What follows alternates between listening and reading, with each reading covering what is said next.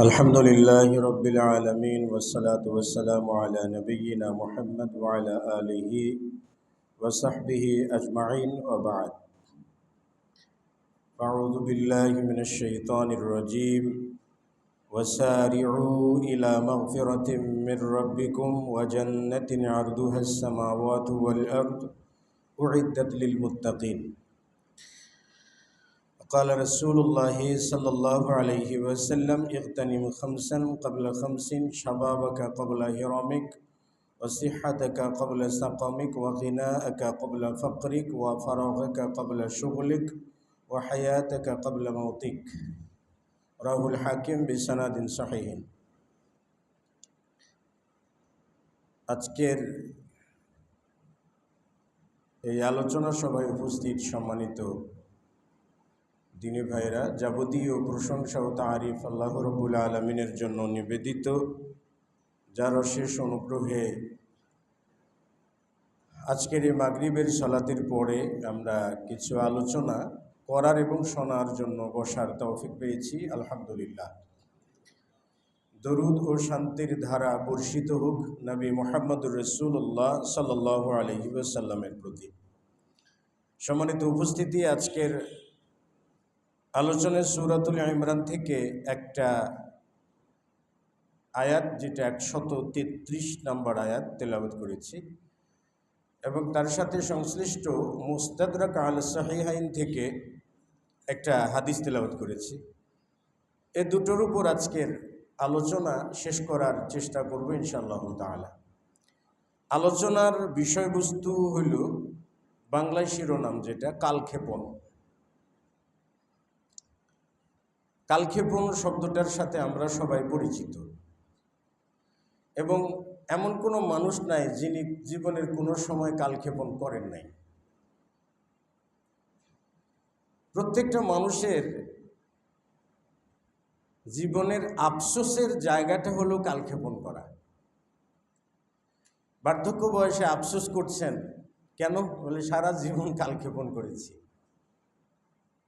বার্ধক্য বয়সে সূরা বলতে পারেন না, ওই একটা আফসোস, যখন বলার সামর্থ্য ছিল তখন গুরুত্ব দিই নেই, কালক্ষেপণ করেছি। ভালো স্টুডেন্ট হওয়ার পরেও মাস্টার্স কমপ্লিট করতে পারি নাই, বলে কি? কালক্ষেপণ করেছি, সময় ক্ষেপণ করেছি। ব্যবসাতে স্থিতিশীল থাকতে পারি নাই। দুনিয়ার যত ব্যবসা আছে সব করে ফেলেছি, কিন্তু কোনোটাতে লাভবান হয়নি। ওই শেষে যে আফসোসের জায়গা কোনটা? শুধু সময় ক্ষেপণ করেছি। এই জন্য লুকমান হাকিম তার ছেলেকে উপদেশ দিতে যে বলছিলেন যে কিয়ামতের দিন সব থেকে বেশি জাহান্নামীরা যে বিলাপ করবে, চিৎকার করবে, আফসোস করবে, সেটা কালক্ষেপণ নিয়ে। কারণ জীবিত থাকতে, জীবন থাকতে সময় কাজে লাগায়নি, শুধু সময় ক্ষেপণ করছে আর সময় পার করে দিয়েছে। সব থেকে বেশি আফসোস করবে ওটা। তো কালক্ষেপণ যেটা, এটা বাংলা, এর আরবি যেটা প্রতিশব্দ সেটা হলো তাসবিব। আর তাসবিব শব্দের অর্থই হলো কালক্ষেপণ করা। যেমন সাউফা আফআলু, অচিরেই করব, কিন্তু করা হয় না। হয়তো একজন মুরব্বী একটা ছেলেকে বলছে, ভবঘুরের মতো আর কতদিন বসে থাকবে, ব্যবসা করতে পারো না? বলে অচিরেই করব, কিন্তু ব্যবসা আর ধরে না। চাকরির জন্য দরখাস্ত দিতে দিতে অবস্থা কাহিল, মুরব্বীরা তো জানে না, বলছে যে চাকরি কবে হবে? অচিরেই হবে, কিন্তু সেই অচিরেই আর শেষ হয় না। বলে আপনি সালাত পড়েন না কেন? অচিরেই পড়ব, কিন্তু অচিরেই পড়ার আর সময়টা হয় না। এটাকে বলে কালক্ষেপণ, এটাকে বলে তাসবিব। আমরা তো সারা জীবন সময় ক্ষেপণ করে, কেউ 70 বছর বয়সে সালাত পড়ি, কেউ 60 বছর বয়সে সালাত পড়ি। আব্দুল্লাহ বিন মুবারক রাহিমাহুল্লাহ বলছেন যে আত-তাসবিহু জুনদুম মিন জুনুদিশ শাইতান। কালক্ষেপণ করা, সময় ক্ষেপণ করা, এটা শয়তানের যতগুলো অস্ত্র আছে তার মধ্য থেকে এটাও একটা অস্ত্র, এটাও একটা অস্ত্র। এই অস্ত্র ব্যবহার করে সে মানুষকে পথভ্রষ্ট করে, অযাচিতভাবে সময় ক্ষেপণ করায়।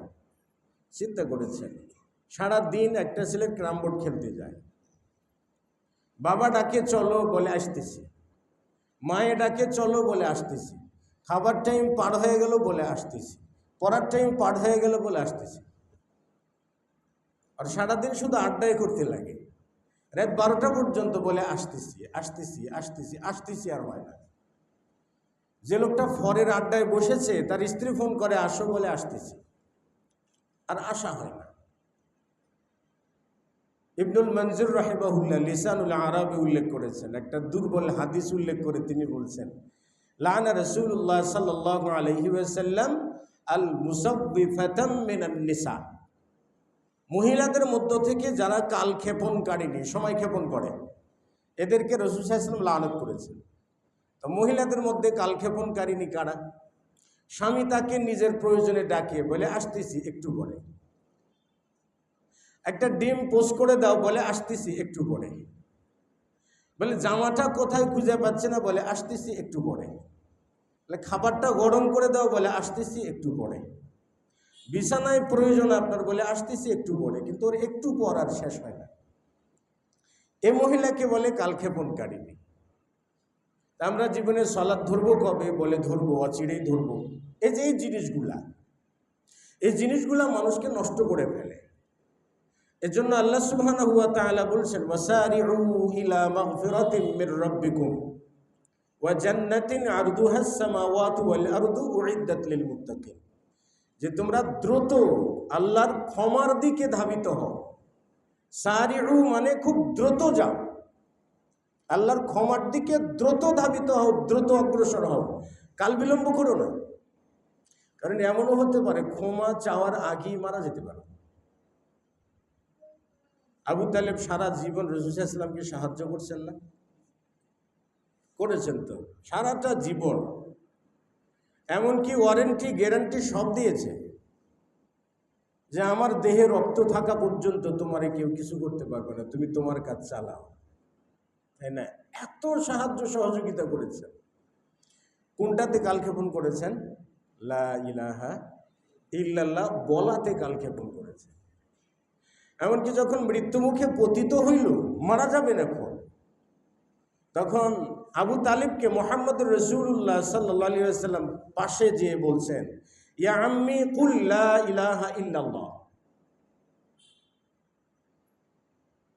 আপনি লা ইলাহা ইল্লাল্লাহ বলুন, তাহলে কি হবে? এটা আমি কিয়ামতের দিন আল্লাহ তাআলার সামনে সাক্ষী হিসেবে তুলে ধরব যে আমার চাচা লা ইলাহা ইল্লাল্লাহ বলেছিল। তারপরে সিদ্ধান্ত আসছেন না, কি করবেন কি করবেন না বুঝতে পারছেন না। আবু জেহেল এসে বলছে যে আতারগাবু আন মিল্লাতি আব্দুল মুত্তালিব ইনদাল মাউত, মরার সময় কি আব্দুল মুত্তালিবের ধর্ম পরিত্যাগ করবা তুমি? এটাই কি তোমার কাজ হবে? সিদ্ধান্তহীন, কালক্ষেপণ, সময় ক্ষেপণ, যাচ্ছে যাচ্ছে যেতে যেতে রাসূল সাল্লাল্লাহু আলাইহি ওয়াসাল্লাম যখনই বলেন আবু জেহেল তখনই ওইটা বলে, আব্দুল মুত্তালিবের ধর্ম ত্যাগ করবা। অবশেষে আবু তালেব কি বলল? আনা আলা মিল্লাতে আব্দুল মুত্তালিব, আমি আব্দুল মুত্তালিবের ধর্মের উপরে রয়েছি। এই যে সময় ক্ষেপণটা যখন আপনি করেন, প্রত্যেকটা সময় ক্ষেপণের অধীনে ইবলিস এসে আপনাকে ওই জায়গাতে প্ররোচিত করছে। এজন্য মুসলিম হয়েও সালাত শুরু করে কখন থেকে? 40 বছর বয়স থেকে। আপনি যে কাউকে যদি বলেন যে ভাইজান দাড়ি রাখেন, বয়স টয়স তোর কম হইল না, তুই কয় বছর বয়স হয়েছে? বলে বয়স হয়নি, বয়স হলে রাখবো, তাই না? 40 বছরে যদি বয়স না হয়, 50 বছরেও যদি বয়স না হয়, তাহলে আল্লাহ তাআলা দাড়িটা গজিয়ে দিয়েছেন কত বছরে? 14-15 বছর বয়সে। তাইলে আল্লাহ তাআলা কি আপনার বয়স সম্পর্কে জ্ঞাত না? যে 15 বছর বয়সে দাড়ি উঠানো উচিত ছিল না, আল্লাহ অনুচিত কাজ করে ফেলেছেন, এরকম কি? তাহলে আমার থেকে সময় কে বুঝেন? আমাকে যিনি সৃষ্টি করেছেন, তাই না? শুধু চলছে কি? সময় ক্ষেপণ, শুধু চলছে সময় ক্ষেপণ। ওয়াসারিউ ইলা মাগফিরাহ, আল্লাহর ক্ষমার দিকে দ্রুত ধাবিত হও, কারণ যে কোনো সময় ক্ষমা পাওয়ার আগে মারা যেতে পারে। কালক্ষেপণের অনেকগুলো অপকারিতা আছে। রাসূল সাল্লাল্লাহু আলাইহি ওয়াসাল্লাম বলছেন যে ইগতানিম খামসান ক্বাবলা খামসিন, 5টি বিষয় আসার আগেই 5টি বিষয়কে গনিমত মনে করো। গনিমত মানে কি? গনিমত মানে যুদ্ধলব্ধ সম্পদ। মুসলিমদের সঙ্গে অমুসলিমদের যুদ্ধ লেগেছে, তো মারটার খেয়ে অমুসলিমরা ওদের যা মাল সামান, অস্ত্র শস্ত্র, গোলা বারুদ, টাকা পয়সা, এরপরে স্ত্রী গহনা যা ছিল সব ফেলে চলে গেছে। এই যে সম্পদগুলো আপনি ওরা যে ফেলে চলে গেছে, আপনি যেটা পাইলেন এটা হলো গনিমত। এটা ভাগ হবে, তাহলে এটা আপনি গনিমত পাইলেন। এই শব্দটাই রাসূল সাল্লাল্লাহু আলাইহি ওয়াসাল্লাম বললেন ইগতানিম খামসান ক্বাবলা খামসিন, 5টি বিষয় আসার আগেই 5টি বিষয়কে গনিমত মনে করে নাও। তার মধ্য থেকে রাসূল সাল্লাল্লাহু আলাইহি ওয়াসাল্লাম প্রথমেই বললেন শাবাবাকা ক্বাবলা হিরামিক, মানে বাংলা কথায় বুড়া হওয়ার আগেই যৌবনকালটাকে গনিমত মনে করো। তো যৌবনকালটাকে খালি যৌনাচার করে কাটিয়ে দেবেন বলে গনিমত পাইছি? হ্যাঁ, যৌবনকালটাকে গনিমত মনে করো মানে এই যৌবনকালে তোমার ইবাদতের সময়। যৌবনকালে উশৃঙ্খলাপনা থাকবে, অস্থিরতা থাকবে, নিজের ব্রেক নিজে মানাতে পারবো না, যৌন উচ্ছ্বাস থাকবে, কথা বলার বাচনভঙ্গিতে নিয়ন্ত্রণ থাকবে না, সব কিছু থাকবে না, কারণ এটা উশৃঙ্খল সময়কাল। এই সময়কালটাকে নিয়ন্ত্রণ করে তুমি শৃঙ্খলাবদ্ধ হও, আল্লাহ এবং তার রাসূলের ডাকে সাড়া দাও, এবাদতে আসো, কারণ এই সময় ইচ্ছা মতো তুমি মুখস্থ করতে পারবে, এবাদত রপ্ত করতে পারবে, এবাদতে মনোযোগী হতে পারবে, ন্যায়ের পক্ষে দাঁড়াতে পারবে, অন্যায়ের বিপক্ষে দাঁড়াতে পারবে, যেটা বুড়া মানুষ পারে না। তো শাবাবাকা ক্বাবলা হিরামিক, তোমার বার্ধক্য আসার আগেই যৌবনকালটাকে গনিমত মনে করে নাও, কারণ দেখতে দেখতেই বার্ধক্য বয়সটা আসবে। কেন বার্ধক্য? কেন? আপনি যখন বার্ধক্য বয়সে উপনীত হবেন, একটা সূরা ফাতিহা মুখস্থ করবেন মরার আগ পর্যন্ত, তাও হবে না। মৃত্যুর আগ পর্যন্ত আপনি চেষ্টা করবেন, হবে না। বার্ধক্য বয়সে যখন আপনি চলে যাবেন, চাইলেও আপনি দাঁড়িয়ে সালাত পড়তে পারবেন না, এটা আল্লাহর নেয়ামত। বার্ধক্য বয়সে চাইলেও আপনি মন খুলে দান করতে পারবেন না, কারণ আপনার সন্তান আপনার সন্তানের অধীনে, আপনার অধীন না। অনেকগুলো প্রতিবন্ধকতার ভিতরে আপনি ডুবে যাবেন। এই জন্য যৌবনকালটা বলিষ্ঠ সময়, এই সময় ইবাদত করতে বলছে, কারণ যৌবনকালের ইবাদতটা আল্লাহ সুবহানাহু ওয়া তাআলা বেশি পছন্দ করেন। ওয়াশাবুন নাশা ফি ইবাদাতিল্লাহ, 7 শ্রেণীর মানুষকে আল্লাহ তাআলা আরশের নিচে জায়গা দান করবেন। কোথায়? আরশের ছায়ার নিচে জায়গা দান করবেন, মানে যেদিন কোনো ছায়া থাকবে না। আরশের নিচে ছায়া দান করা মানে হলো লোকটা জান্নাতি। আরশের নিচে ছায়া দান করা মানে লোকটা জান্নাতি। যে 7 শ্রেণীর ব্যক্তির কথা রাসূল সাল্লাল্লাহু আলাইহি ওয়াসাল্লাম বলছেন, তার মধ্যে এক শ্রেণীর ব্যক্তি হলো শাবুন নাশা ফি ইবাদাতিল্লাহ, মানে ওই যুবক যে আল্লাহ তাআলার ইবাদতে মশগুল থাকে, ব্যস্ত থাকে। ওই যুবকের জন্য আল্লাহ তাআলা আরশের নিচে ছায়া রাখবেন, জান্নাত রাখবেন তার জন্য, সে জান্নাতে। যৌবনকালের ইবাদত আল্লাহ তাআলা পছন্দ করেন। যৌবনকালে নারীর প্রতি আসক্ত থাকেন। রাসূল সাল্লাল্লাহু আলাইহি ওয়াসাল্লাম বলছেন যে 7 শ্রেণীর মানুষ যারা আরশের নিচে জায়গা পাবে, তাদের মধ্যে একজন ব্যক্তি আছে, ওয়ারাজুল, ওই ব্যক্তি দাআতহু ইমরাতুন, যাকে একজন মহিলা ডাকে। একজন মহিলা ডাকে, যে মহিলাটা বংশীয় মহিলা, বলতে পারেন আপনাদের এই এলাকার সবথেকে বংশীয় মহিলা এবং রূপবতী মহিলা। সে ডাকে, দাআতহু, তাকে আহ্বান করে নিজের যৌন কর্ম সারবার জন্যে, প্রেম নিবেদনের জন্য। কিন্তু ওই লোকটা বলে যে ইন্নী আখাফুল্লাহ, আমি আল্লাহকে ভয় করি। আচ্ছা, কোনো বুড়া মানুষকে কি কোনো যুবতী মেয়ে ডাকে? আসো, ডাকে?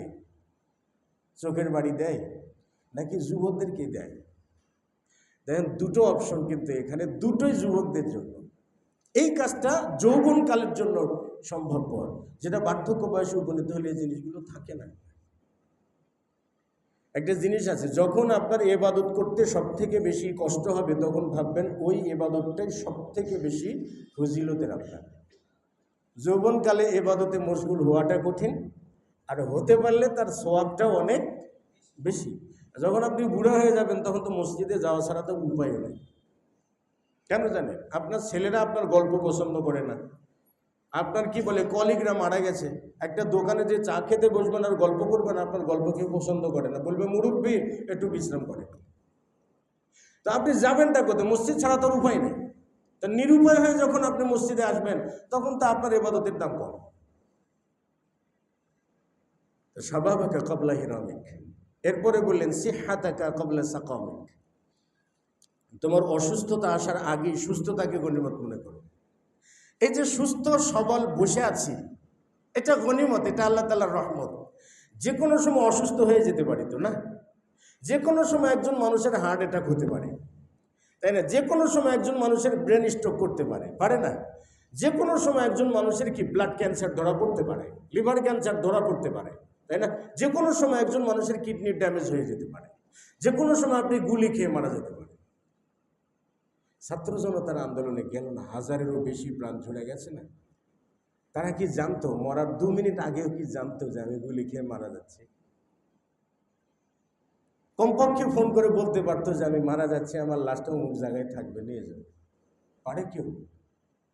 এতগুলো মানুষ হাসপাতালে ভর্তি হয়ে আছে, কেউ উড়ুতে গুলি খেয়েছে, কেউ বিভিন্ন জায়গায় গুলি খেয়ে বিভিন্ন অসুস্থতায় পড়ে আছে। জানতো কি কখনো? এখন থেকে মনে হয় যে সুস্থতা কি জিনিস, সুস্থতা কি জিনিস এখন বুঝে। সিহহাতাকা ক্বাবলা সাকামিক, তোমার সুস্থতাটাকে গনিমত মনে করে নাও, যে আল্লাহর পক্ষ থেকে পেয়েছি বিনা পয়সায়। এটাকে সঠিকভাবে কাজে লাগানো উচিত। মানে সুস্থ আছি, আবার এখন দিনের কাজ করে যে কোনো সময় অসুস্থ হয়ে যেতে পারি, কাজে অসুস্থ হওয়ার আগে সুস্থ থাকতেই দিনের কাজগুলো আমি করে ফেলি, দিনের কাজের উপরে মনোযোগী হই, এটা গনিমত মনে করো। নবী সাল্লাল্লাহু আলাইহি ওয়াসাল্লাম বলছেন নি'মাতানি মাগবুনুন ফীহিমা কাসীরুম মিনান নাস, দুটি নিয়ামত মানুষ সব থেকে উদাসীন থাকে, মানে বেখেয়াল থাকে। এই দুটি নিয়ামত চলে যায়, মানুষ বুঝতেই পারে না। মানুষ কি বুঝতেই পারে না দুটি নিয়ামত চলে গেল?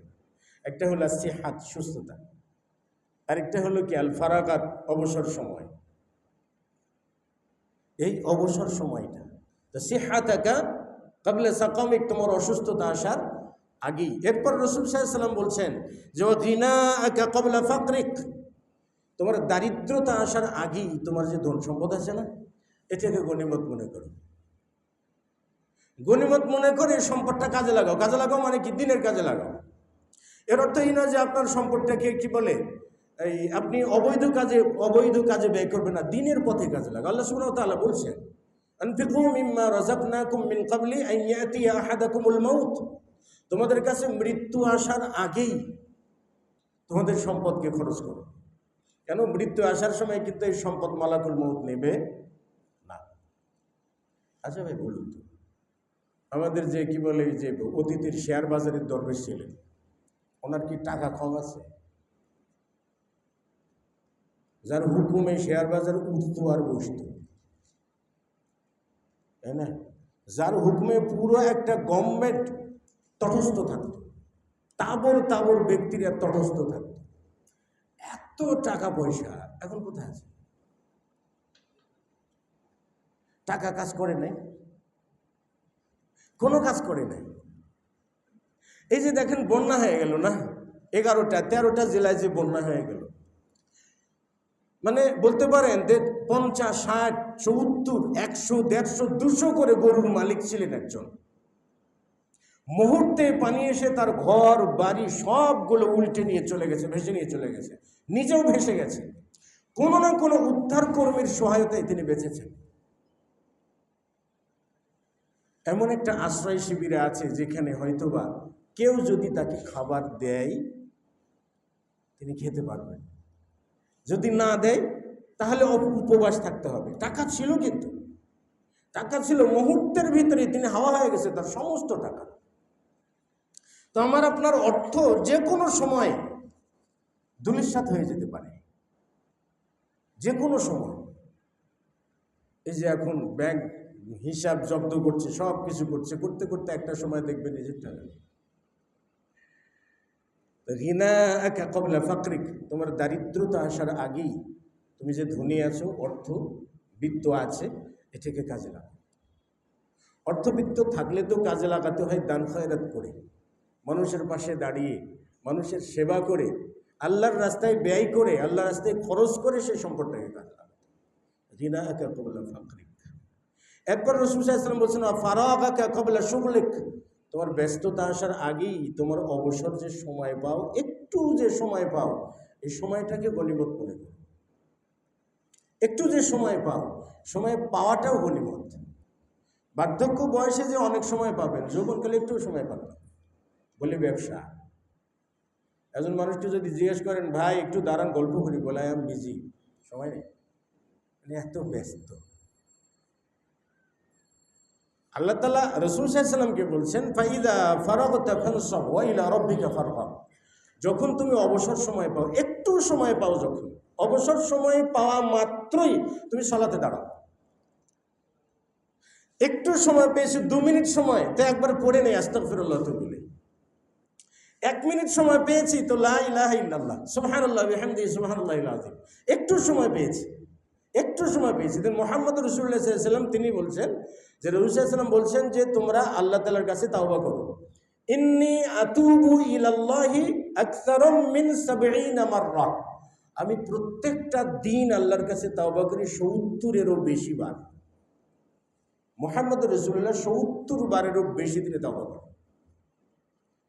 সবসময় যেন জিকিরে জবান ভরপুর, জিকিরে জবান ভরপুর, সব সময় যেন পড়তে আছে।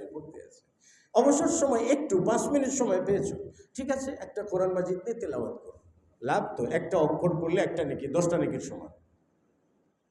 একটু তর্জমা পড়ুন, একটু দর্শন, মানে কি অবসর সময়টাকে কাজে লাগান। কিন্তু না, আমরা অবসর সময় পেয়েছি বলে চলো একটু চা খাই এসি। আপনি যে চা স্টলে যে গীবতের বস্তা ছেড়ে দেবেন তাতে তো সন্দেহ নেই, বলেন আছে সন্দেহ? সন্দেহ আছে? আচ্ছা বলেন তো, আমাদের কি বলে যে সাবেক প্রধানমন্ত্রী যিনি পালিয়ে গেছেন, আপনি চা স্টলে বসে যদি 24 ঘন্টা তার নামে বদনাম করেন, তার কি কোনো ক্ষতি হবে? তার কি কোনো লাভ হবে? তার পক্ষে যদি আপনি বদনাম করেন তার কি কোনো লাভ হবে? লাভ ক্ষতি কোনো কিছু নাই, মাঝখান থেকে ক্ষতিকার যিনি গীবত করলেন তার, যিনি গীবত করলেন তার, কারণ মানুষের ইজ্জত নষ্ট করলেন। রাসূল সাল্লাল্লাহু আলাইহি ওয়াসাল্লাম বলছেন যে ব্যক্তি দুনিয়াতে এমন একটা জায়গায় যেখানে তার সম্মানের প্রয়োজন, সেই জায়গাতে অন্য কারোর সম্মান নষ্ট করলো, যেখানে তার সম্মান প্রয়োজন, ধরে নিন সবার কাছে আমাকে দিয়ে বলে আমার সম্মানের প্রয়োজন আছে, তাই না? কিন্তু এখানে কেউ এসে আমার সম্মানটাকে নষ্ট করে দিল। রাসূল সাল্লাল্লাহু আলাইহি ওয়াসাল্লাম বলছেন কিয়ামতের দিন যখন তার সম্মানের প্রয়োজন, ওই সময় আল্লাহ তাআলা তার সম্মান নষ্ট করে দিবেন তার গোপন বিষয় প্রকাশ করার মাধ্যমে। গোপনে কোথায় কোথায় আপনি কি কি বলছেন সব বের করে দিবেন। লাভটা কি হলো? আমি তার ব্যাপারে অনেক বদনাম করলাম, অমুকের ব্যাপারে অনেক বদনাম করলাম, লাভটা কি হবে? আল্লাহ তাআলা কিয়ামতের দিন তার প্রতিশোধ। লাভ তো কিছু হলো না। একটু অবসর সময় পেলে চা স্টল নয়, এখনকার চা স্টল সবগুলো বদনামের আড্ডাখানা। আর চা স্টলে মাশাআল্লাহ আমরা যদি কখনো যাওয়ার চেষ্টা করি, 5 জন মানুষই যদি বসে থাকে তো 5 জন মানুষেরই হাতে একটা করে মোমবাতি জ্বালিয়ে রেখেছে, ধোঁয়া বের হচ্ছে। 5 জন মানুষেরই হাতে, বলুন বসার কোনো পরিবেশ আছে?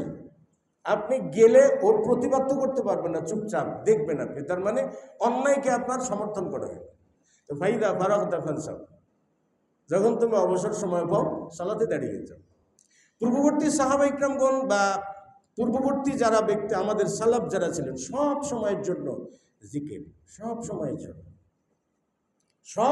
জন্য জিকির। ইমাম আহমদ বিন হাম্বল রাহিমাহুল্লাহ হাদিস বর্ণনা করার জন্য বেরিয়ে পড়েছেন। এরকম একটা মসজিদে তিনি আশ্রয় নিয়েছেন, রাত্রিতে থাকবেন। মসজিদের খাদেম বলে দিচ্ছে দূর, এখানে থাকা যাবে না, আপনি বের হন, উখরুজ আন্না, আমাদের থেকে আপনি চলে যান। তিনি বলছেন যে একটু মসজিদের বারান্দায় থাকি, সমস্যা কি? বলে না, মসজিদের বারান্দাতেও থাকা যাবে না, যান, বেরিয়ে যান। ইমাম আহমদ বিন হাম্বল রাহিমাহুল্লাহ বেরিয়ে গেলেন। তিনি বেরিয়ে যে একটা রুটির ব্যবসা করে, রুটির দোকানদার, রুটি বানায় এবং বিক্রি করে। এই লোকটা তাকে মেহমান হিসেবে গ্রহণ করে নিয়েছেন, বাড়িতে নিয়ে যে মেহমানদারি করছেন, আর তিনি রুটির জন্য খামির তৈরি করছেন আর বলছেন আস্তাগফিরুল্লাহ ওয়া আতুবু ইলাইহি, আস্তাগফিরুল্লাহ। আস্তাগফিরুল্লাহ ওয়া আতুবু ইলাইহি। খামির তৈরি করছেন আর অবসর যে পেয়েছেন, হাত দিয়ে কাজ করছেন, মুখ দিয়ে তোর কাজ করছে না, তাহলে মুখটা কি আছে? অবসর আছে। মুখ দিয়ে তিনি আস্তাগফিরুল্লাহ ওয়া আতুবু ইলাইহি বলছেন। ইমাম আহমদ বিন হাম্বল রাহিমাহুল্লাহ বলছেন যে আপনি যে এত তাসবিহ তাহলিল করছেন, আল্লাহ তাআলা আপনার আশা দোয়া কি কবুল করেছেন কোনোটা? তখন তিনি বলছেন যে না, হ্যাঁ, আমার আল্লাহ তাআলা আমার সমস্ত দোয়াই কবুল করেছেন, একটা দোয়া বাকি রাখেন নাই, একটা দোয়া বাদ দিয়া। সেটা হলো আমি আল্লাহ তাআলার কাছে দোয়া করেছিলাম, আল্লাহুম্মা লা তুমিতনি হাত্তা আরা আহমদ ইবনে হাম্বল, আহমদ বিন হাম্বলকে না দেখানো পর্যন্ত তুমি যেন আমার মৃত্যু দিও না।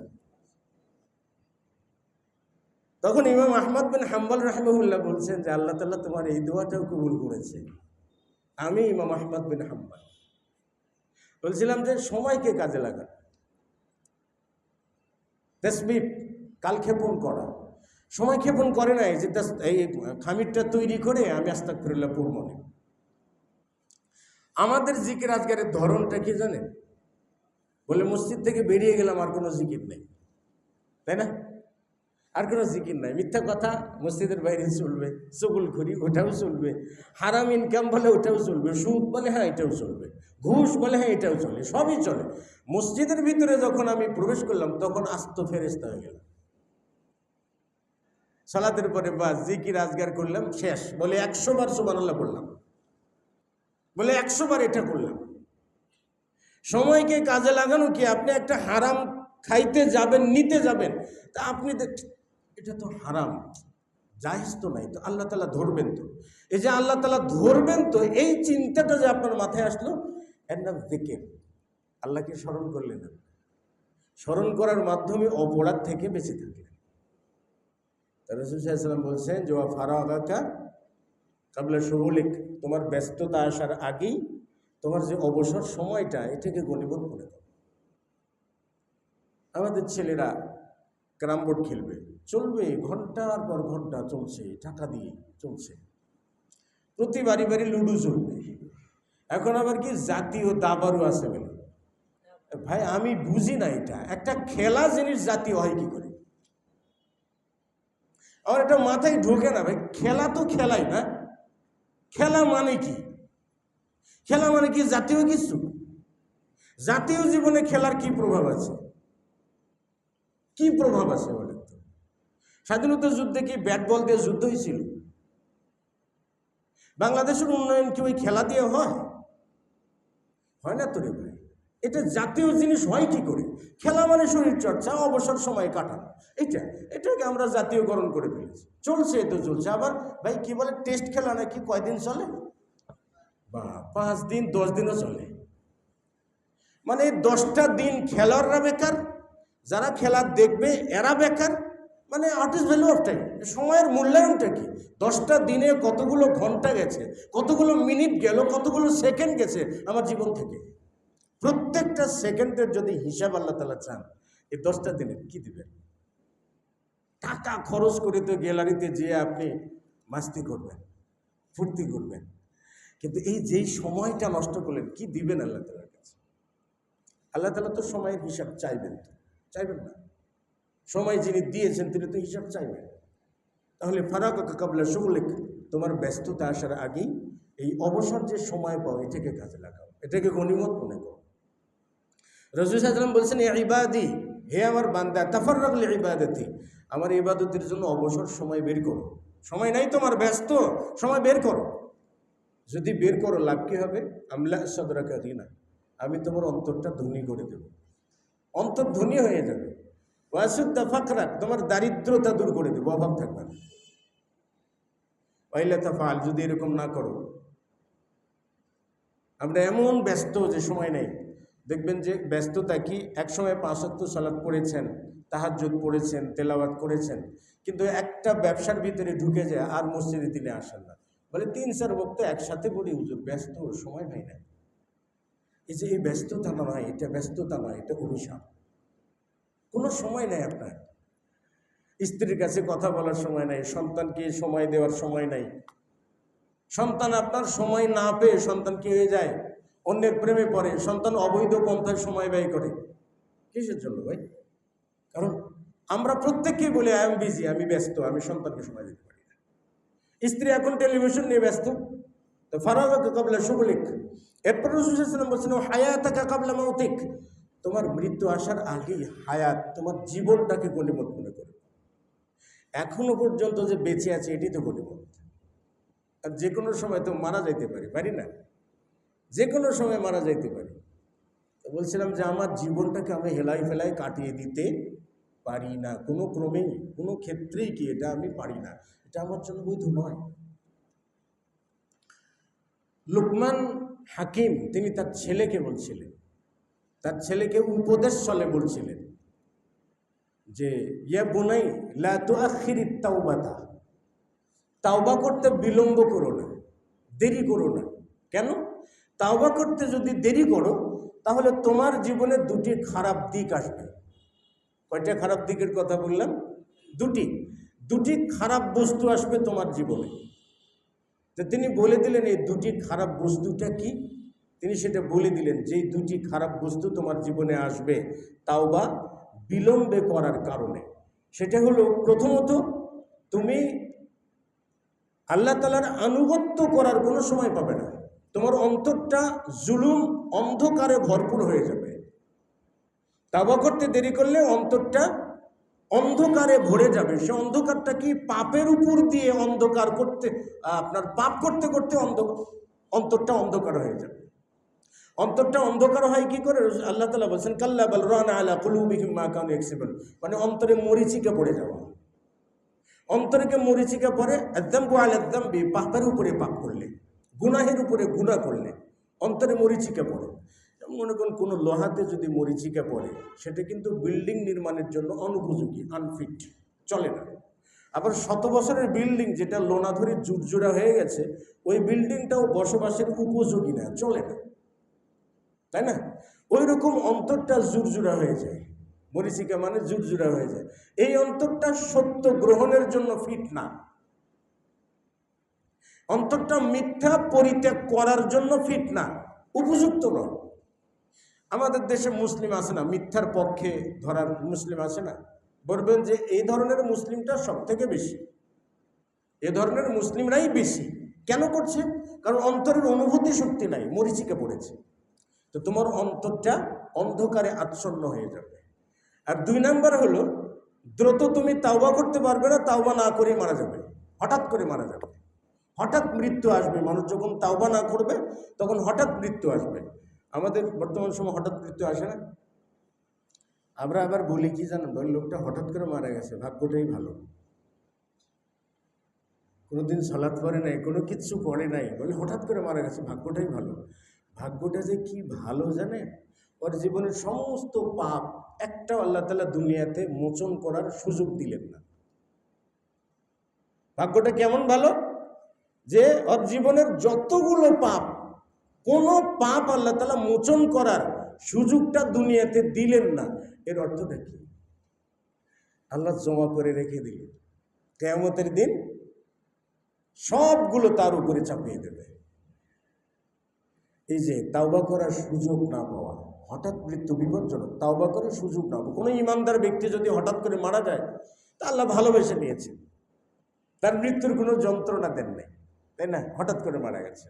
কিন্তু যে ইমানদার নয়, সারা জীবন অপরাধের সাথে জড়িত, আর হঠাৎ করে মারা গেছে, তার সমস্ত পাপ আল্লাহ তাআলা, এই দুটি অপকার তাওবাই বিলম্ব করলে যেটা মানব জীবনে আসে। তো আমরা এই যে সময় ক্ষেপণ করছি, জীবন আমাদের চলে যাচ্ছে, তাসবিহ, আজ করি কাল করি, বলে দাড়ি রাখবো, আজ রাখি কাল রাখি, সালাত পড়বো, আজকে পড়ি, অচিরেই পড়বো, বলে এত কিছু করেন তো যাকাত দেন না কে? বলে অচিরেই দেবো। বলে আপনার টাকা পয়সা তো কম হয় না, অনেক টাকা পয়সা হয়েছে, তো হজ করতে যান না কেন? বলে অচিরেই করবো। আরে ভাই, অচিরেই যাবেন, অচিরেই করবেন, এই অচিরেইটা শেষ হচ্ছে না। এই অচিরে যে কবে করবে সেটাই তো শেষ, এটাকে বলে তাসবিহ। মানুষ তাসবিহ কেন করে? কালক্ষেপণ, সময় ক্ষেপণ কেন করে? এর 4টা কারণ তুলে ধরবো আপনাদের সামনে। প্রথম কারণ যেটা, সেটা হলো কালক্ষেপণটা পারিবারিক শিক্ষা বলতে পারে। পারিবারিক শিক্ষা কেমনে? আপনি আপনার পরিবার নিয়ে রওনা দিয়েছেন, মাশাআল্লাহ ভালো কথা, কিন্তু এমন রাস্তা দিয়ে হাঁটছেন যে রাস্তার পাশেই আপনার পাওনাদার 5,000 টাকা পায়, দোকানতে বসে আছে 5,000 টাকা পায়। উনি আপনাকে জিজ্ঞেস করবে, ভাই আমি তো 5,000 টাকা পাই, দোকানেও আসেন না, টাকা তো দিলেন না। বলে কালকে দেব। হ্যাঁ, কালকে দেব। কার সামনে বললেন? স্ত্রী সন্তানের সামনে বললেন। পরের দিন যখন আবার দেখা হয়েছে, ভাই কালকের কথা, চলে গেল 1 সপ্তাহ দিলেন না, বলে দেবো, কালকে দেব। পরে আবার দেখা হয়েছে, আপনি বলছেন, আবার বলছেন যে আমি কালকে দেব, কালকে দেব, দেব দেব দেব, এই দেই সেই দেই, আজকে কালকে পরশু, এইভাবে যে আপনি সময় ক্ষেপণ করছেন, আপনার সন্তান তো ট্রেনিং নিচ্ছে আপনার কাছে। বাহ, দারুণ কথা তো, আমার বাবা যখন এগুলো করে আমিও ওইটার কোনো না কোনোভাবে হেডমাস্টার হব, তাই তো? তাহলে সময় ক্ষেপণ করাটা, কাল ক্ষেপণ করাটা, এটা পারিবারিক শিক্ষার একটা অংশ। আব্দুল্লাহ বিন আমির রাদিয়াল্লাহু তাআলা আনহু থেকে বর্ণিত, তিনি বলছেন যে রাসূল সাল্লাল্লাহু আলাইহি ওয়াসাল্লাম আমার বাড়িতে আসছেন। আমার বাড়িতে রাসূল সাল্লাল্লাহু আলাইহি ওয়াসাল্লাম আসছেন, আর আমার মা আমাকে বলছেন যে ইয়া আব্দুল্লাহ তাআল উরতিকা শাইআন, আব্দুল্লাহ আসো, তোমাকে আমি কিছু দেব, একটা কিছু দেব তোমাকে। এটা শোনার পরে রাসূল সাল্লাল্লাহু আলাইহি ওয়াসাল্লাম বলছেন যে মা উরতিয়া তুরতিয়া, তুমি তোমার ছেলেকে কি দেওয়ার ইচ্ছা করেছো, কি দিবা বলো? তখন বলছি ইয়া রাসূলুল্লাহ, মা তখন বলছি ইয়া রাসূলুল্লাহ আরাদতু আন উরতিয়াহু তামরান, আমি তাকে একটা খেজুর দেব, বেশি কিছু দিব না, একটা খেজুর দেব। তখন নবী সাল্লাল্লাহু আলাইহি ওয়াসাল্লাম বলেন লাউ লাম তুরতিহি শাইআন, তুমি তোমার ছেলেকে যদি কিছু না দিতে, তাহলে এই যে তুমি দেব তোমাকে বলে দিলে না, এটাই তোমার উপরে একটা মিথ্যা কথা লেখা হতো, এটাই মিথ্যা কথা, মিথ্যা বলে এটা লিপিবদ্ধ করা হতো, কিয়ামতের দিন ওইটারই বিচার হতো। সন্তান খেলনা চাইছে বলে দেব, বলে সন্তান এটা চাইছে বলে বেতন তুলে দেব, এটা চাইছে বলে বোনাস পাওয়ার পরে দেব, চাওয়াটা বৈধ। এই যে দেব দেব দেব দেব করে যে সময় ক্ষেপণ করছে, এতে ওকে পরিপক্ক করে তুলছে। পারিবারিকভাবে শিক্ষায় শিক্ষিত হয়ে ও সময় ক্ষেপণ করা শেখে। আপনি যতটা মিথ্যা কথা বলবেন, ও তার থেকেও বেশি কথা বলবে, প্রজন্মের পর প্রজন্ম। হ্যাঁ, আমাদের এই প্রজন্ম কিন্তু এখনই এরকম হয় নাই, পর্যায়ক্রমে এসেছে, কিন্তু পর্যায়ক্রমে আসছে। আমরা পারিবারিকভাবে শিক্ষা যেটা দিই, সেটাই তো হয়। মুআব্বিজ ইবনে আফরা, রুবাইয়্যি বিনতি মুআব্বিজ, তার থেকে বর্ণিত রয়েছে যে রাসূল সাল্লাল্লাহু আলাইহি ওয়াসাল্লাম একজন ঘোষক পাঠিয়ে দিলেন যে আনসারদের মাঝে, আনসারীদের গ্রামে বলে দাও যে যারা আশুরার সিয়াম রেখেছে তারা যেন সিয়াম রাখে, আর যারা সিয়াম রাখে নাই তারা যেন সন্ধ্যা পর্যন্ত না খেয়ে থাকে, এটা সম্মানস্বরূপ। তো ঘোষণা করে দিলেন। তো রুবাই বিনতে মুআব্বিজ তিনি বলছেন যে আমি সিয়াম রাখলাম, আমার সন্তানদেরকেও সিয়াম রাখলাম, তারাও সিয়াম রাখছে, কিন্তু আমাদের ছোট ছোট বাচ্চারা সিয়াম পালন করতে না পেরে কান্নাকাটি করে। তো তিনি বলছেন যে আমরা চামড়া দিয়ে কিছু খেলনা তৈরি করলাম, চামড়া দিয়ে কিছু খেলনা তৈরি করলাম, আমাদের সন্তানরা যখন কান্নাকাটি করে তখন এই খেলনাগুলো তাদেরকে দেই, ওরা খেলাধুলা করে, এই সন্ধ্যা পর্যন্ত এইভাবে চলে যায়। এত কিছু করেন, তারপরে বলেন না যে এই তো 2 মিনিট আছে সন্ধ্যা লেগে যাবে, এই তো খাবার দেবো, এই তো দেবো, এই তো দেবো। আমরা আমাদের সন্তানদেরকে কি বলি? দিব্যে আছে 8 ঘন্টা, বলি 1 ঘন্টা আছে, বেশি সময় নেই, অল্প সময় আছে, অল্প। এই যে ক্ষেপণটা, এই যে মিথ্যা কথার ক্ষেপণটা, যেটা পারিবারিক শিক্ষা, এটা আমরা দিয়ে থাকি। 2 নম্বর হলো সুহবাতুল মুসাব্বিবিন, যারা সময় ক্ষেপণ করে, ভ্যালু অফ টাইম বোঝে না, সময়ের মূল্যায়ন বোঝে না, এইরকম ব্যক্তিদের সাহচর্য লাভ করলে, এরকম ব্যক্তিদের বন্ধুত্ব গ্রহণ করলে, তখন কি হয়ে যাবে? আপনার সময়ের মূল্যায়নটা আপনি বুঝবেন না, সময় ক্ষেপণ করতেই থাকবে, সময় ক্ষেপণ করতেই থাকবে। ইমাম শাফি রাহিমাহুল্লাহ বলছেন যে সাহিবতু সুফিয়া, আমি সুফিদের সঙ্গে কিছুকাল চলাফেরা করেছি। তো তিনি বলছেন যে লাম আরিফ শাইআন, তাদের কাছ থেকে আমি তেমন কিছু শিখতে পারি নাই, তবে 2টি কথা শিখেছি। এই 2টি কথা সুফিদের কাছ থেকে শিখেছি। এই 2টি কথাটা কি? প্রথম কথা যেটা হলো আল ওয়াক্তু, সময়। দ্বিতীয় কথাটা হলো আন নাফসু, আত্মা। আল ওয়াক্তু, সময়। দ্বিতীয় যেটা, সেটা হলো আন নাফসু। আল ওয়াক্তু, সুফিরা বলে থাকে আল ওয়াক্তু সাইফুন, সময়টা তরবারি, সময়টা ধারালো তরবারির মতো। ফাইন কাতাতাহু, যদি তুমি তোমার সময়টাকে সঠিকভাবে কাজে লাগাও তাহলে সময়ের ব্যবধানে তুমি উন্নতি করতে পারবে। ওয়াইল্লা, আর যদি সময়টাকে যদি সঠিক পথে কাজে না লাগাতে পারো, কাতাআকা, সময় তোমাকে কেটে শেষ করে দেবে। এটা শিখেছি আমি। সময়কে সঠিকভাবে ব্যবহার করুন, সময়কে ভ্যালু অফ টাইম বোঝেন, সময়ের মূল্যায়ন বোঝেন। তারপরেও জীবনে অনেক ব্যর্থ হয়েছেন, এমন একটা উপমাও আপনি দাঁড় করাতে পারবেন না যে সময়ের মূল্যায়ন বোঝে। এজন্য আপনি সময় যাতে ক্ষেপণ না করেন। সময়ের গুরুত্ব কি দেখেন, আল্লাহ তাআলা বলছেন ওয়াল আসরে, আসরের কসম, ওয়াল ফাজরি, ফজরের কসম, ওয়াদ দুহা, জুহার কসম। দেখবেন আল্লাহ তাআলা বিভিন্ন প্রেক্ষাপটে সময়ের কসম করেছেন। ওয়া লায়ালিন আশরি, 10 রাত্রির কসম। তার মানে সময়ের কসম খাওয়া মানে কি, সময়কে সব থেকে বেশি গুরুত্ব দিয়েছেন আল্লাহ সুবহানাহু ওয়া তাআলা, তাকে সম্মানিত করেছেন।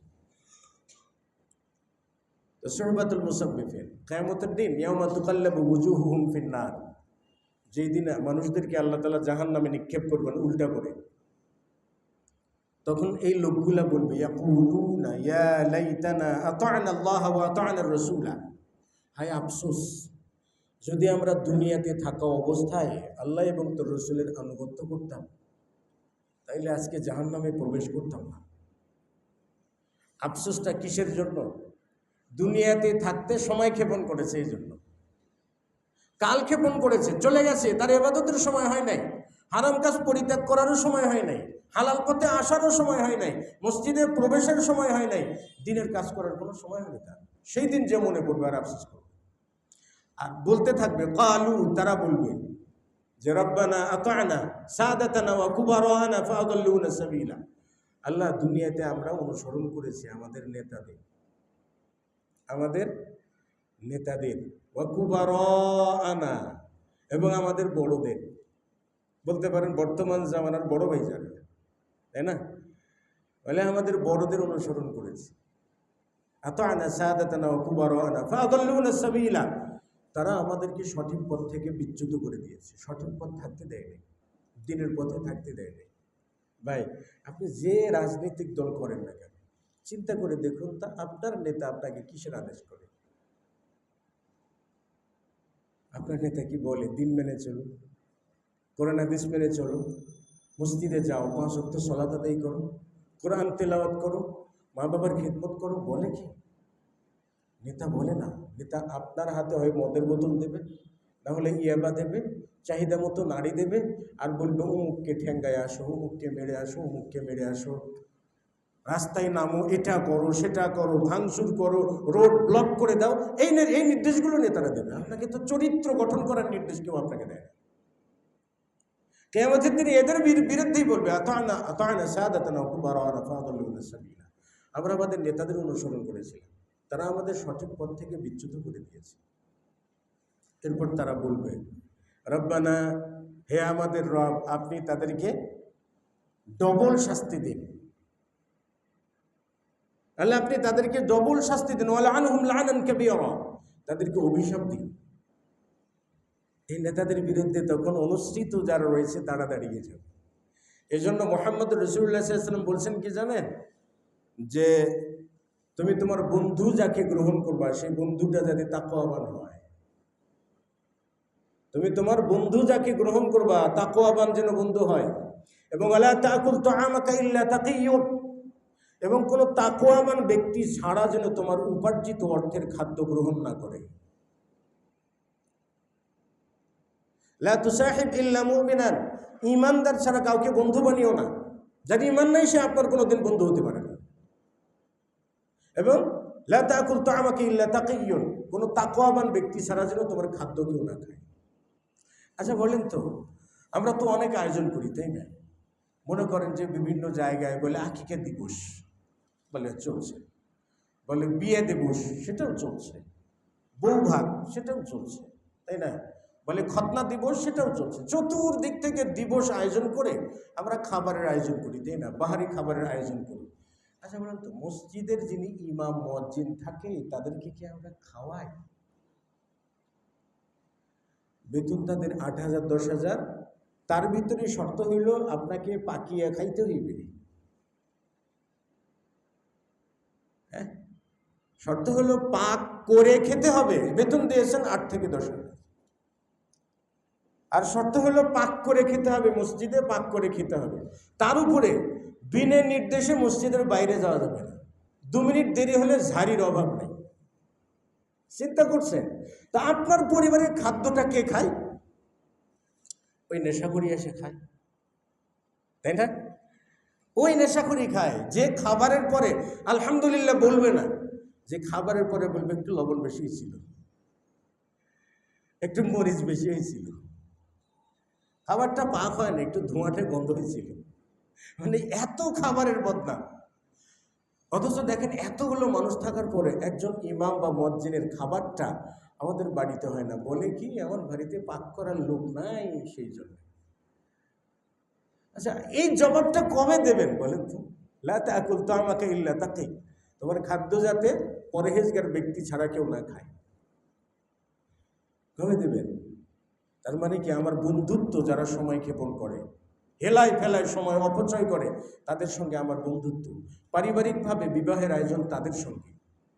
বিবাহের আয়োজন করবো বলে আভিজাত্য বলে অমুক ইন্ডাস্ট্রির মালিক, তার মেয়ে, তাছাড়া কি আর চলে?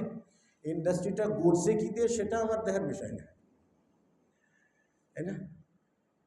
তো সুহবাতুল মুসাব্বিফিন। 3 নম্বর যেটা, সেটা হলো তুলুল আমাল, লোভ, অতিরিক্ত লোভ।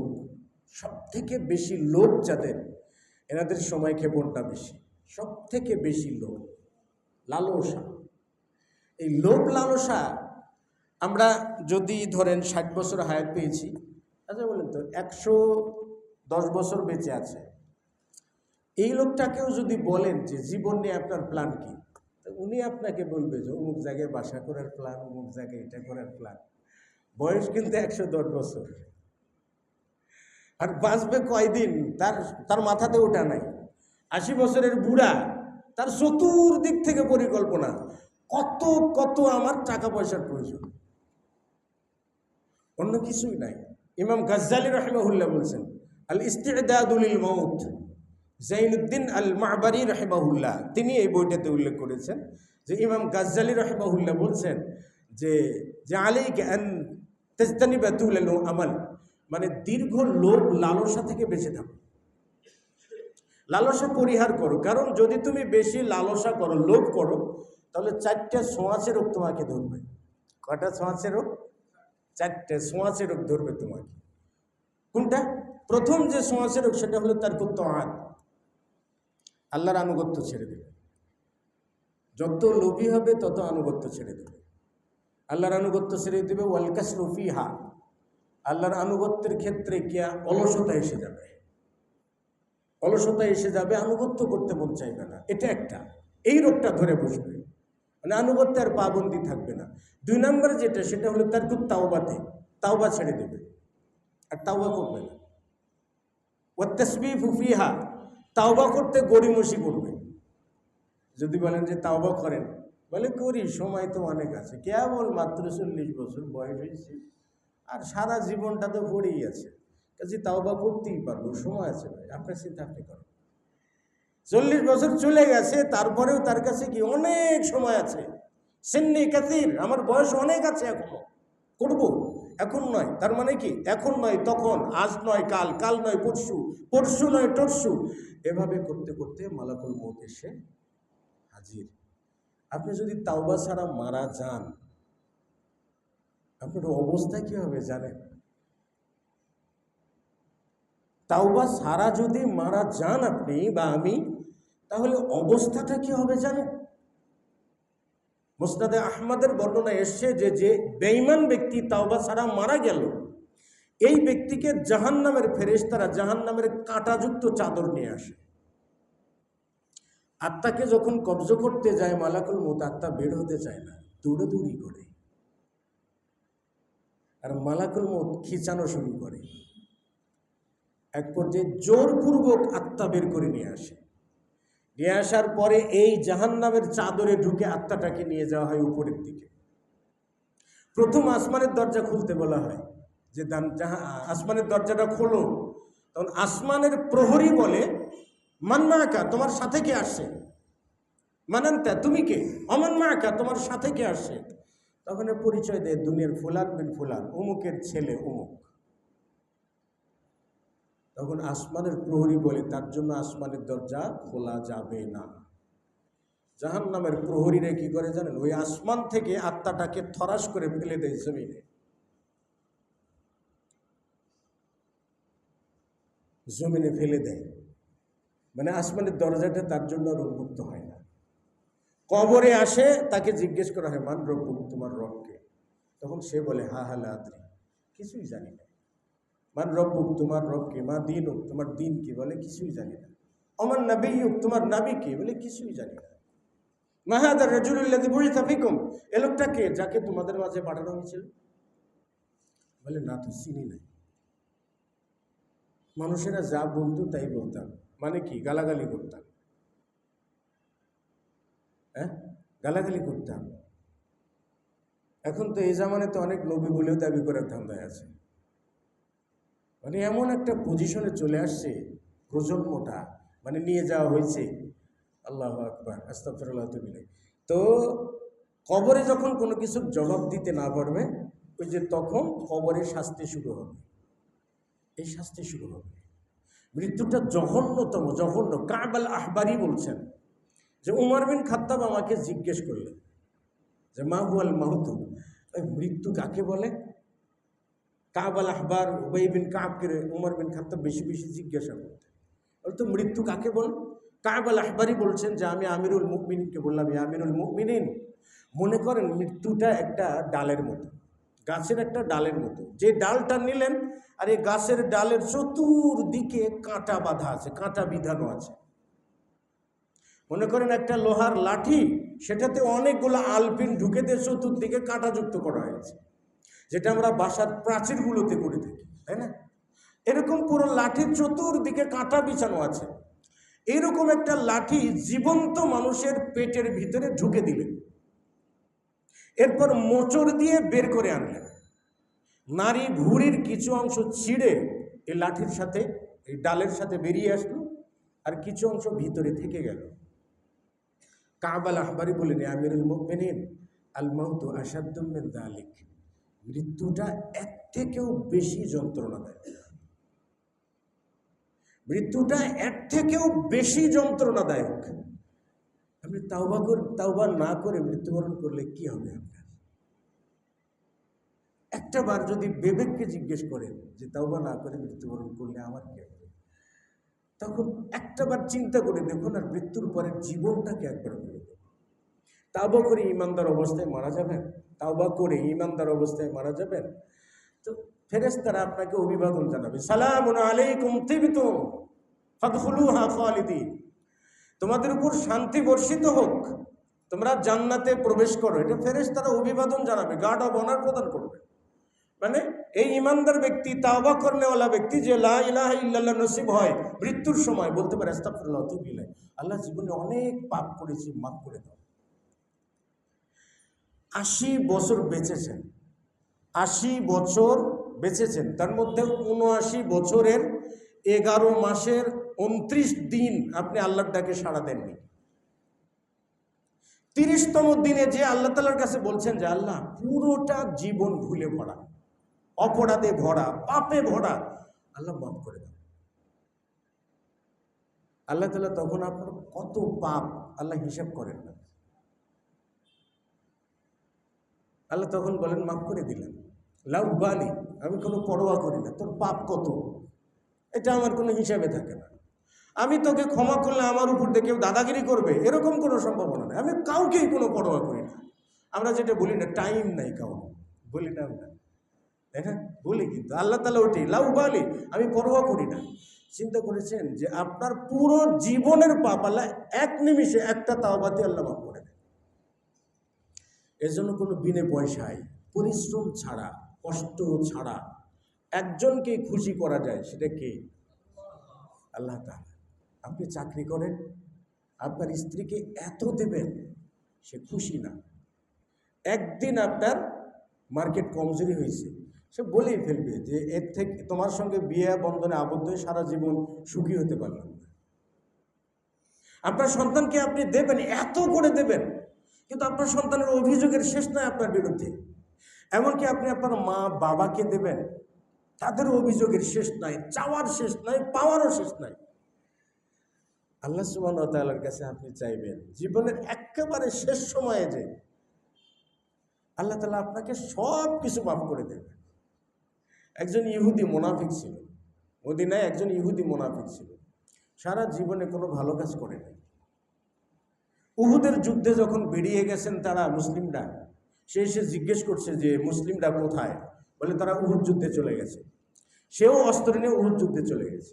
উহুদ যুদ্ধে যখন চলে গেছে তখন মুসলিমরা দেখে বলছে তুমি এখানে কেন? তুমি যেন আমাদের সামনে এসো না, কারণ শত্রু বলে পরিচিত, তো মেরে ফেলবেন তো না। কিন্তু সেই যুদ্ধে এই লোকটা আহত হয়। আহত যখন হয় একজন সাহাবীর কোলেই সে মৃত্যুবরণ করে,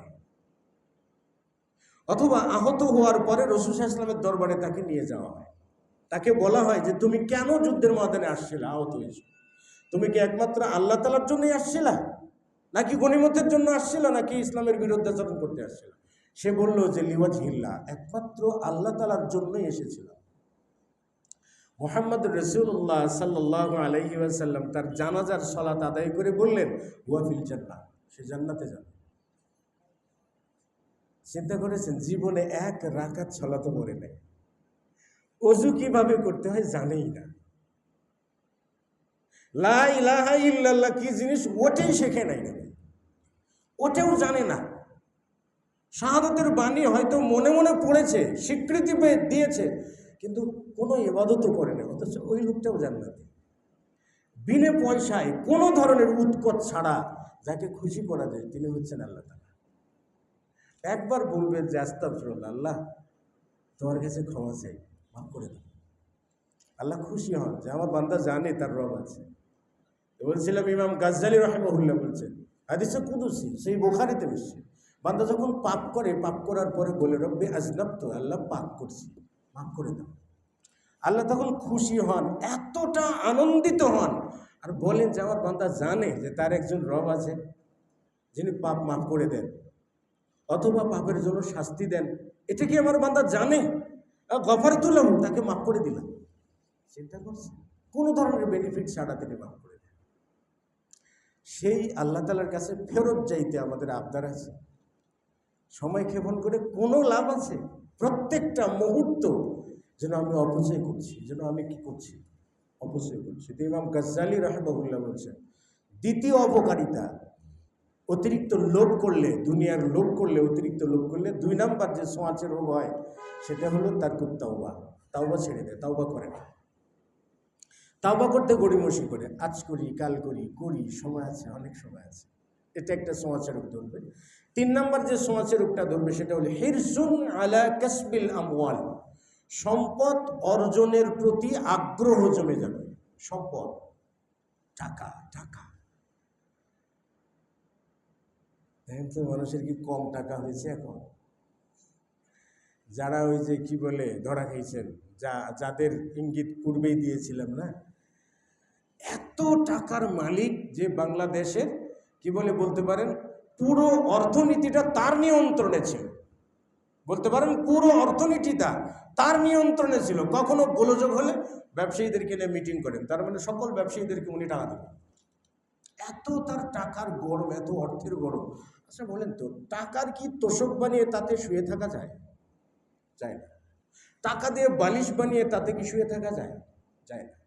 টাকা দিয়ে কি চেয়ার বানিয়ে তাতে বসে থাকা যায়? টাকা দিয়ে কি বিল্ডিং বানানো যায়? যায় না, তাই না? তাহলে টাকা কি খাদ্যের সঙ্গে মিশ্রিত করে খাওয়া যায়? যায় না। তো এত টাকা আপনি কি করবেন? এত টাকা কি করবেন আপনি? এত লোক কেন? মৃত্যুবরণ করবেন, লাশের কি পকেট আছে? আপনার সন্তান কি বলে যাবেন 2 কোটি টাকা আমার কবরে দিও, দেবে? হ্যাঁ, আপনার সন্তান আপনাকে 2 কোটি টাকা দেবে কখন জানেন? যখন যে পুলিশ ভেরিফিকেশন আসবে বা পুলিশ সার্চ করে দেখবে যে অবৈধ অর্থ আছে কিনা, তখন হয়তো বা ওই চোরাই টাকাটা লুকানোর জন্য আপনার কবরের ভিতরে ঢুকে দেবে, আপনার লাশের পাশে রেখে দেবে, আবার ঠিক সময় মতো বের করে দেবে। এটা করবে, কিন্তু আপনি 2 টাকা চাইলেও দেবে না। এত টাকা লাভ কি? ইমাম গাজ্জালী রাহিমাহুল্লাহ বলছেন যে সে উৎসাহী হবে দুনিয়া অর্জন করার প্রতি, এবং বলবে কি জানে, বলে আজকে তো আমার বয়স অল্প, আমি তো আজকে শক্তসিক্ত আছি, আমি বুড়া হয়ে গেলে কি খাবো, বুড়া হয়ে গেলে কি করে চলবো, বয়স যখন বেড়ে যাবে তখন কি করে চলবো, এই টেনশনে আপনি ব্যস্ত। দেখেন আপনার বয়স এখন 30, আপনার টার্গেট বলে বুড়া বয়সে আমি কি খাবো, এই টেনশনটা আপনার মাথায় ধরেছে। কেন জানেন?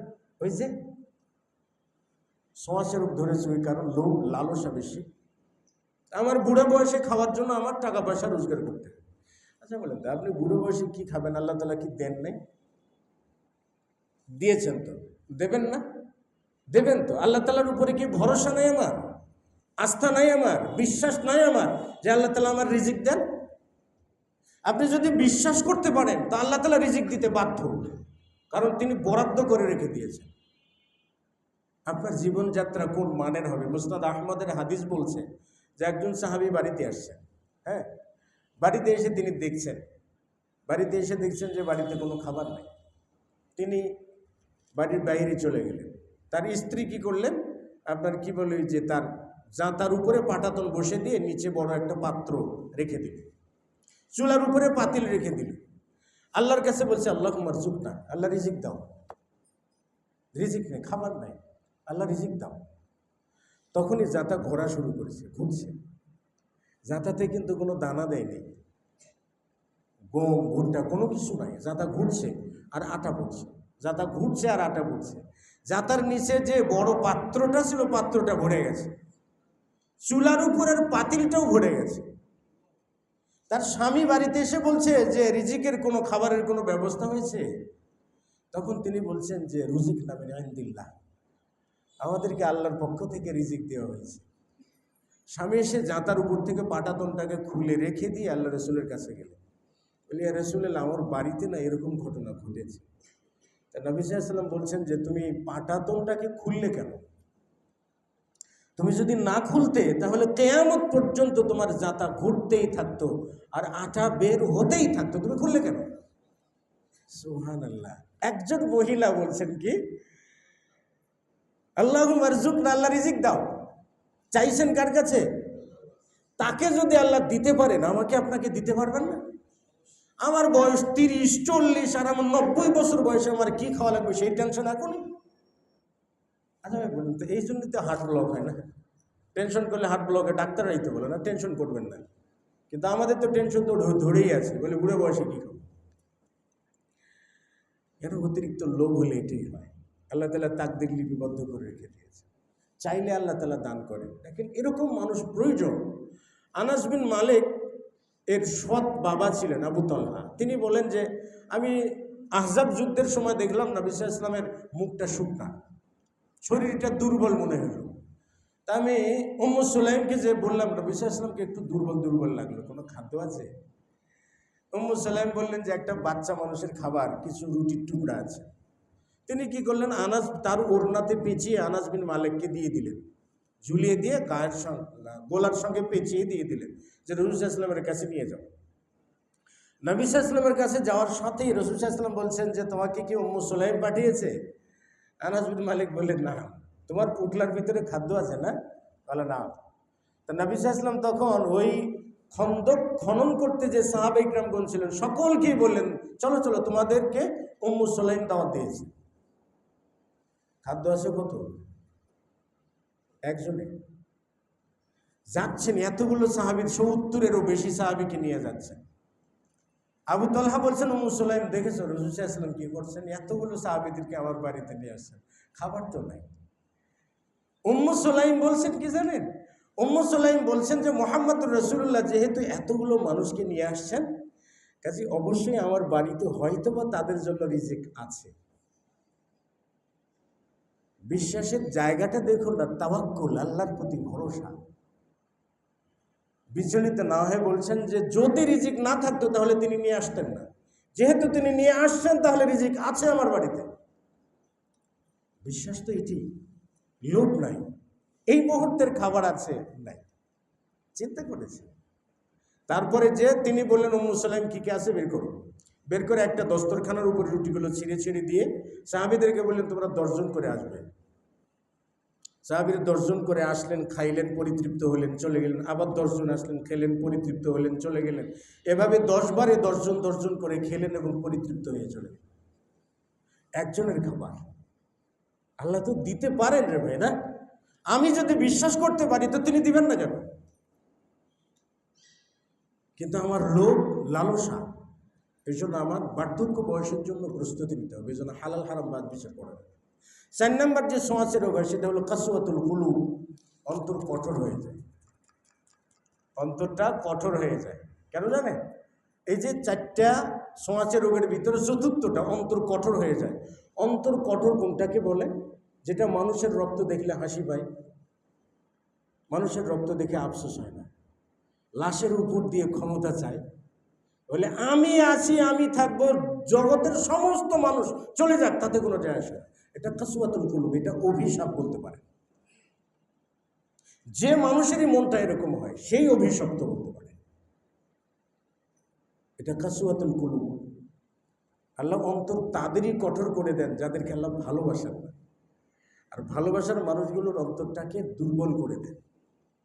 এই জন্য আমাদের দেশে অন্যান্য উন্নত দেশ যাদের ইসলাম নাই, অমুসলিমরা নিয়েছেন মানবতা। ইসলামের দুটো সাইড আছে, একটা সাইড হলো মানবতা, আরেকটা সাইড হলো ইবাদত। একটা সাইড হলো মানবতা, আর একটা সাইড হলো ইবাদত। অমুসলিমরা ইসলাম ধর্মের মানবতার সাইডটা নিয়েছে, আর মুসলিমরা ইসলামের মানবতার সাইডটাকে পরিত্যাগ করেছে। পৃথিবীর ইতিহাসে দেখি নাই যে স্কুল কলেজ পড়ুয়া ছেলেদের বুকে এভাবে গুলি করে মানুষ মারে।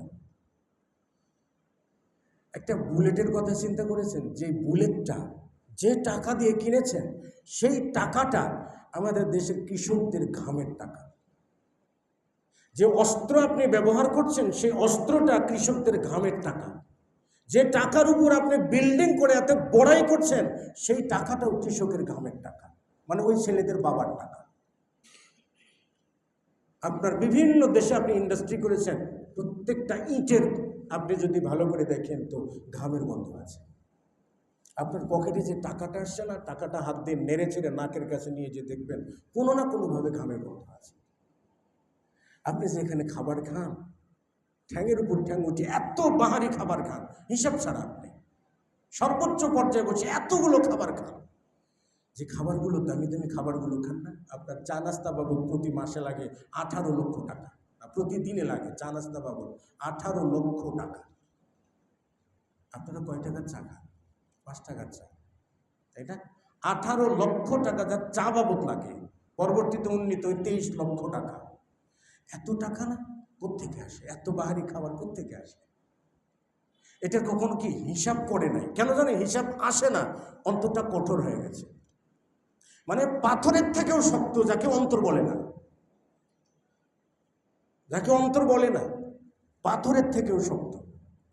একটাবার ভেবে, মানে ওই এই জন্য বলে যে দেশের দরকার নেই আমার, মানে এই জন্য আমাদের দেশ এত পিছিয়ে গেল জানেন? ওই যে সেই স্বাধীনতা যুদ্ধ কবে হয়েছে না, ওই এর পর থেকে ভাই যারা আসছে ঈদ করেছে আর খাইছে।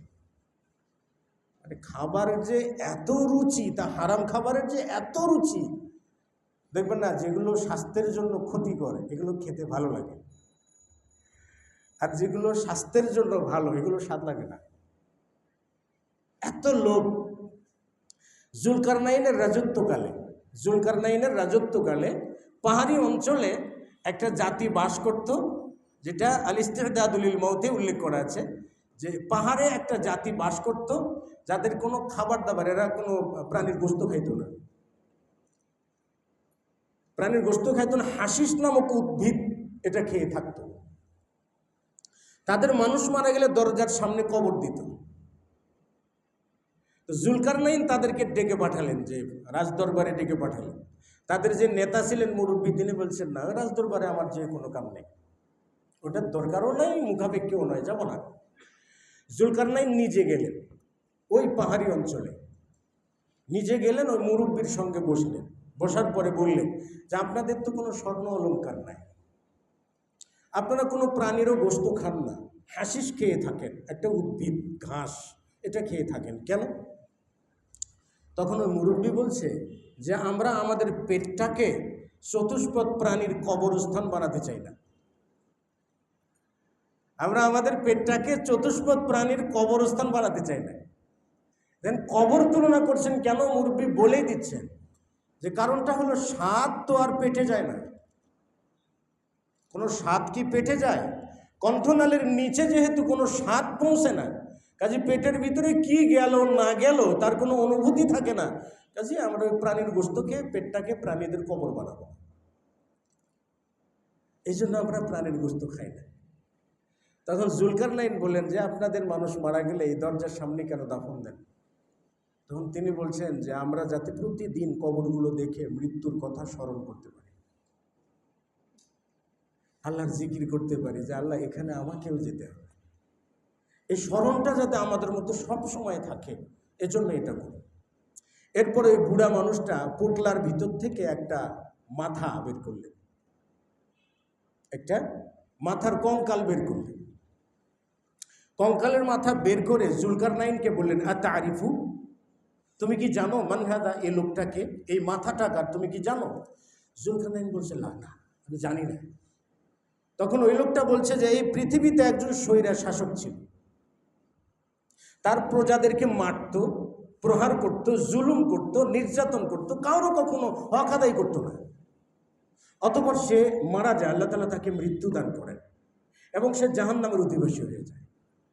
এরপর আরেকটা মাথার খুলি বের করে বলছেন আতারিফু মান হাদা, তুমি কি জানো এটাকে? জুলকারনাইন বলছেন না, না আমি তো জানি না। তখন ওই বুড়া বলছে যে এই লোকটা পৃথিবীতে আরেকজন শাসক ছিলেন, সব থেকে নীতিবান, ইমামুন আদেল, নীতিবান শাসক ছিলেন।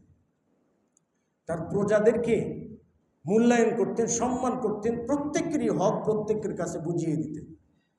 এই লোকটা যখন মারা গেছে, আল্লাহ তাআলা এই লোকটাকে জান্নাত দান করেছে।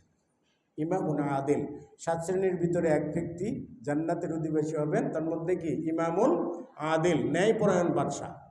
এটা বলার পরে জুলকারনাইনের মাথাতে ওই বুড়া হাত রেখে বলছে, কার মাথায়? জুলকারনাইনের মাথায়। পৃথিবীতে কিন্তু 4 জন শাসক ছিল যারা পৃথিবী ব্যাপী সফর করেছে। 2 জন মুসলিম ছিলেন আর 2 জন কাফের ছিলেন। মুসলিম যারা ছিলেন একজন জুলকারনাইন আর একজন বাদশাহ সুলাইমান, সুলাইমান আলাইহিস সালাতু ওয়াস সালাম, আর একজন বাদশাহ জুলকারনাইন। আর কাফের যারা ছিল বাদশাহ ইস্কেন্দার, একটা ইস্কেন্দার আর একটা হলো বখতে-নসর। এই ইস্কেন্দারকে আলেকজান্ডার দ্য গ্রেট বলা হয়, আরবিতে যাকে ইস্কেন্দার বলা হয়। আবার আপনার ওই যে কি বলে যে আলেকজান্ডার দ্য গ্রেট কিন্তু মানে এইটা ইস্কেন্দার, যে বাদশাহ ইস্কেন্দার এবং বাদশাহ বখতে-নসর। আমরা কিন্তু এটাকে গুলিয়ে ফেলি, আমরা এটাকে গুলিয়ে ফেলে দেই যে এই জুলকারনাইনকে আলেকজান্ডার দ্য গ্রেট বানানো হয়, তাই না? কিন্তু জুলকারনাইন কবেকার জানেন? ইব্রাহিম আলাইহিস সালাতু ওয়াস সালামের সময়কালে। ফাতহুল বাড়িতে হুযায়ফা রাদিয়াল্লাহু তাআলা আনহু থেকে বর্ণিত আছে যে জুলকারনাইন ইব্রাহিম আলাইহিস সালাতু ওয়াস সালামের দরসে বসে তালিম নিতেন। এরকম বেশ কয়েকটা সাহাবা ইকরামগণদের কওল আছে।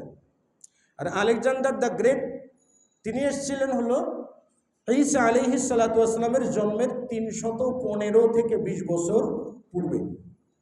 এ হলো কি আলেকজান্ডার দ্য গ্রেট। এটাকে ইস্কেন্দার বলে, জুলকারনাইন নয়। বলতে পারেন যে আলেকজান্ডার দ্য গ্রেট এবং জুলকারনাইনের মাঝে 2000 বছরের ব্যবধান ছিল। বলতে জুলকারনাইনের মাথার উপরে হাত রেখে বললেন যে ও জুলকারনাইন, তুমি কি জানো আমি যে মাথার উপরে হাত রেখেছি এই মাথাটা, এই যে 2 মাথার খুলি দেখালাম, এই 2 মাথার খুলির মধ্যে কোনটা? কোনটা হতে পারে? এটা জান্নাতে নাকি জাহান্নামে? এটা যখন বললেন তখন জুলকারনাইন হাউমাউ করে কেঁদে ফেললেন এবং ওই বুড়াটাকে জড়িয়ে ধরে বললেন যে আপনি যদি মনে কিছু না করেন তাহলে আমার সঙ্গে আমার রাজদরবারে চললে আমি আপনাকে মন্ত্রিত্ব দিয়ে দেব। আমার যে রাজত্বটা আছে সেটা আমি অর্ধেক করে ভাগ করে আমি আপনাকে দিয়ে দেব। তখন মুরব্বিটা বলছে, না রে বাবা, আমার ওখানে প্রয়োজন নাই। কারণ জানো, পৃথিবীর সমস্ত মানুষ তোমার শত্রু হয় দুটো কারণে। একটা হলো রাজত্ব, আর একটা হলো টাকা পয়সা সম্পদ। একটা রাজত্ব আর একটা হলো টাকা পয়সা সম্পদ। এই দুটোই তোমাকে শত্রু বানিয়ে দেয়। চিন্তা করেন, আপনার অনেক টাকা আছে, যখন মারা গেছেন না, আপনার জানাজা বিলম্বিত হবে। কেন জানেন? ওই টাকার ভাগ বাটোয়ারাই দ্বন্দ্ব, ছেলে ছেলে দ্বন্দ্ব, ছেলে মেয়ে দ্বন্দ্ব। বলে এটার সমাধান না হওয়া পর্যন্ত বাবার লাশ কবরে যাবে না। আমাদের দেশে ঘটছে তো না? তার মানে কি, আপনার অতিরিক্ত টাকা কামাই করেছেন অতিরিক্ত লোভের কারণে, আর সেই টাকা এমন একটা অবস্থায় দাঁড় করিয়েছে যে আপনাকে দাফন দেওয়ার মতো মানুষ নেই। এটা মানুষকে শত্রু বানিয়ে দেয়, দুটো অবস্থা। তারপর উনি বললেন যে দেখো, যে অল্পে তুষ্ট থাকা এবং দারিদ্রতার সঙ্গে থাকা, এটা পৃথিবীর সমস্ত মানুষ তোমাকে ভালোবাসা দেবে। যে বাবাদের টাকা নেই, তাদের সন্তানরা কষ্ট করে খায়, কিন্তু বাবাকে ছেড়ে খায় না। সারাদিন রিক্সা চালিয়ে যায়, বাবা খেয়েছে কিনা ওই খোঁজটা নেবে, মা খেয়েছে কিনা ওই খোঁজটা নেবে, তাদেরকে সঙ্গে নিয়ে একসঙ্গে করে খাবে। আর আপনি টাকা কামাই করতে করতে এতটাই লোভী হয়ে পড়েছেন যে বৃদ্ধ বয়সে আপনার জন্য বৃদ্ধাশ্রম, আপনার লাশ নেওয়ার লোক নেই। এই দুটো জিনিস কি হয়? তো বলছিলাম, চতুর্থ যেটা কাসওয়াতুল কুলুব, অন্তরটাকে শক্ত করে দেয়। এই চারটা ভাইরাস, আপনার যদি দুনিয়াদারিত্বের লোভ থাকে তাহলে চারটা ভাইরাস আপনার উপরে আসবে, এবং সেটা এসে গেছে, এতে কোনো সন্দেহের অবকাশ নেই। লোভ কি জিনিস রে ভাই? আমরা লোভের পিছনে এতটাই পড়েছি। একটু হিসাব করে দেখুন, উমর আল বিদায়া ওয়ান নিহায়াতে উল্লেখ করা আছে। উমর বিন আব্দুল আজিজ রাহিমাহুল্লাহ, নাম শুনেছি তো না? পৃথিবীর ভিতরে একজন বিখ্যাত মানুষ, এবং এমন কোনো মুসলিম নাই যে লোকটার নাম স্মরণ করতে গর্ববোধ করে না, তাই না? মানে উমর বিন আব্দুল আজিজ নাম বলতেই মনে হয় একটা ভালোবাসা, নাম বলতেই মনে হয় একজন নীতিবান মানুষ, নাম বলতেই মনে হয় একজন পরহেজগার মানুষ। উমর বিন আব্দুল আজিজ যেদিন খেলাফত লাভ করলেন, সেই দিন ফজরের সালাতের পর সমস্ত মানুষকে ডেকে ভাষণ দিচ্ছিলেন এবং বলতেছিলেন যে আমি তোমাদের উপর থেকে বায়াতটাকে উঠিয়ে নিলাম, তোমরা যাকে ইচ্ছা তাকেই খলিফা বানাও, কিন্তু আমি ছাড়া, আমাকে নয়। আমি আমার খেলাফতকে বিলুপ্ত করে দিলাম, যাকে ইচ্ছা তাকেই তোমরা খেলাফতের দায়িত্ব দাও। জনগণ সমস্বরে বলল যে আমরা আপনার প্রতি সন্তুষ্ট, আমরা আপনাকেই চাই। তখন উমর বিন আব্দুল আজিজ বললে যে প্রত্যেকটা বস্তুর পিছনে আছে তাকওয়া। তোমার জীবনে যদি তাকওয়া না থাকে, কোনো মূল্য নাই তোমার। ইয়া আইয়ুহাল্লাযীনা আমানুত্তাকুল্লাহ হাক্কা তুকাতিহি, নসিহত করলেন। নসিহত করে যখন 10টা বেজে গেছে, তিনি বাড়িতে চলে যাচ্ছেন। কোথায়? বাসায় চলে যাচ্ছেন, একটু বিশ্রাম নেবেন। উমর বিন আব্দুল আজিজের ছেলে খালিদ, তিনি বলছেন যে মাজা তুরিদ ইয়া আমিরুল মুমিনিন, আপনি কি চান, এখন কোথায় যাবেন? তো উমর বিন আব্দুল আজিজ বলছেন যে আমি বাড়িতে যাব, একটু বিশ্রাম নেব। উমর বিন আব্দুল আজিজ রাহিমাহুল্লাহ, তিনি আবার একদিন সিয়াম পালন করা, একদিন সিয়াম ছাড়া, এই আমলটার উপরে কন্টিনিউ করতেন, যেটা দাউদ আলাইহিস সালাতু ওয়াস সালামের আমল ছিল। এটা করতেন সবসময়। তিনি বলেন যে আমি সেই সময় সাহারি খেয়েছি, এরপরে তো খানা দানা নাই, তো ক্লান্ত লাগছে আমাকে, আমি একটু বিশ্রাম নেব। তখন তার ছেলে বলছেন যে আপনি বিশ্রাম নিতে যাচ্ছেন, আর এতগুলো মাজলুম ব্যক্তি যারা বিচার প্রার্থী আপনার কাছে, যাদের জমি দখল করা হয়েছে, বাড়ি দখল করা হয়েছে, তাদের ব্যাপারে আপনি কি সিদ্ধান্ত দিলেন? উমর বিন আব্দুল আজিজ রাহিমাহুল্লাহ বলছে যে বাদা যুহরি ইনশাআল্লাহু তাআলা, ইদা সাল্লাইতু যুহরা, যখন আমি জোহরের সালাত আদায় করব তখন আমি তাদের বিচার ফয়সালা করে দেব। উমর বিন আব্দুল আজিজের ছেলে তখন বলছে যে আপনাকে কে গ্যারান্টি দিল যে আপনি জোহর পর্যন্ত বেঁচে থাকবেন? আপনাকে কে নিশ্চয়তা দিল যে আপনি জোহর পর্যন্ত বেঁচে থাকবেন? ভ্যালু অফ টাইম, মানে কালক্ষেপণ যেটা আমরা করে থাকি।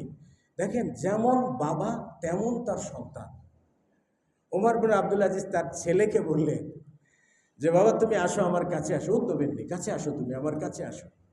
যখন উমর বিন আব্দুল আজিজের ছেলে কাছে আসলো, তিনি তার কপালে চুম্বন করে বললেন যে আলহামদুলিল্লাহিল্লাযী আখরাজানি মিন সুলবিল্লাযী ইউঈনুনি ফিদ্দীন। সমস্ত প্রশংসা সে আল্লাহ তাআলার জন্য, যিনি আমার ঔরস থেকে এমন একজন সন্তান দান করেছেন যে আমাকে দ্বীনের কাজে সাহায্য করে। সুবহানাল্লাহ। আমাদের শাসকদেরও তো সন্তান আছে বাবা, আছে না? স্বাধীনতার পরবর্তী যতগুলো পিস এসছে সবারই তো সন্তান আছে। কত নীতিবান, কত ভদ্র, কত নম্র, তাই না? তো বলতে চাচ্ছিলাম, উমর বিন আব্দুল আজিজ শুয়ে আছেন মৃত্যু শয্যায়। তার লোকজনেরা তাকে যে দেখছেন যে ময়লা কাপড়ে শুয়ে আছেন। কি কাপড়ে? ময়লা কাপড়ে শুয়ে আছে। তখন উমর বিন আব্দুল আজিজের স্ত্রীকে তারা বলছেন যে তোমরা কি উমর বিন আব্দুল আজিজ আমিরুল মুমিনের পোশাকটা পরিষ্কার করে দাও নাই? তখন উমর বিন আব্দুল আজিজের স্ত্রী ফাতেমা বলছে যে আল্লাহে, আল্লাহর কসম করে বলছে, উমর বিন আব্দুল আজিজ যে পোশাকটা পরে আছে এই পোশাক ছাড়া তার দ্বিতীয় কোনো পোশাক নাই। একজন আমিরুল মুমিনিন বিখ্যাত হয় কি করে জানেন?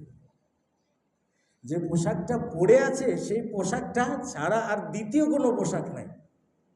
এ কথা শোনার পরে উপস্থিত যারা রয়েছেন সবাই কাঁদছেন, তার স্ত্রী ফাতেমাও কাঁদছেন, উমর বিন আব্দুল আজিজ নিজেও কাঁদছেন। অন্যরা কি জন্য কাঁদছেন তারা জানে না। উমর বিন আব্দুল আজিজ পরিস্থিতি শান্ত হয়ে গেলে তার স্ত্রী তাকে জিজ্ঞেস করলেন, নেভাতা কি, আপনি কাঁদছেন কেন?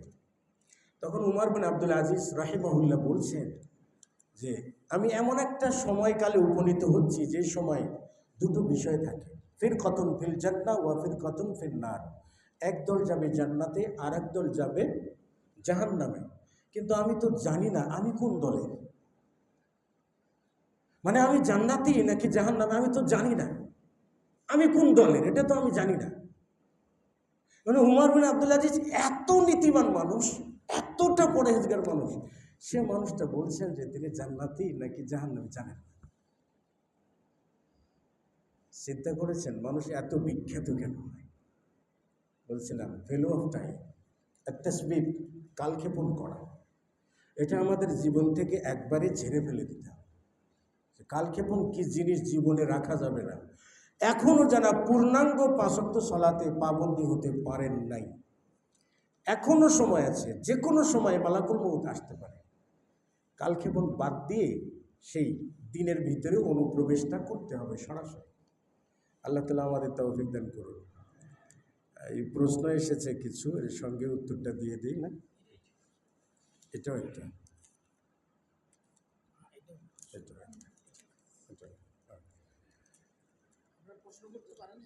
জি, আপনারা যদি চান, কেউ চাইলে প্রশ্ন করতে পারেন, তবে প্রয়োজনীয় প্রশ্ন করবেন। এমন না যে প্রয়োজন নাই, বলছেন তো বললাম না, এরকম কোনো কিছুর প্রয়োজন নাই। অমুসলিমদের সালাম দেওয়ার বিধান কি?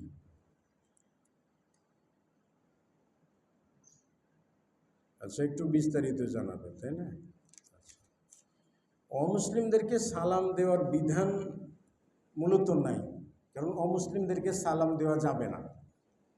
সালামের জন্য শর্ত হইল মুসলিম হতে হবে এবং ঈমান আনয়ন করতে হবে।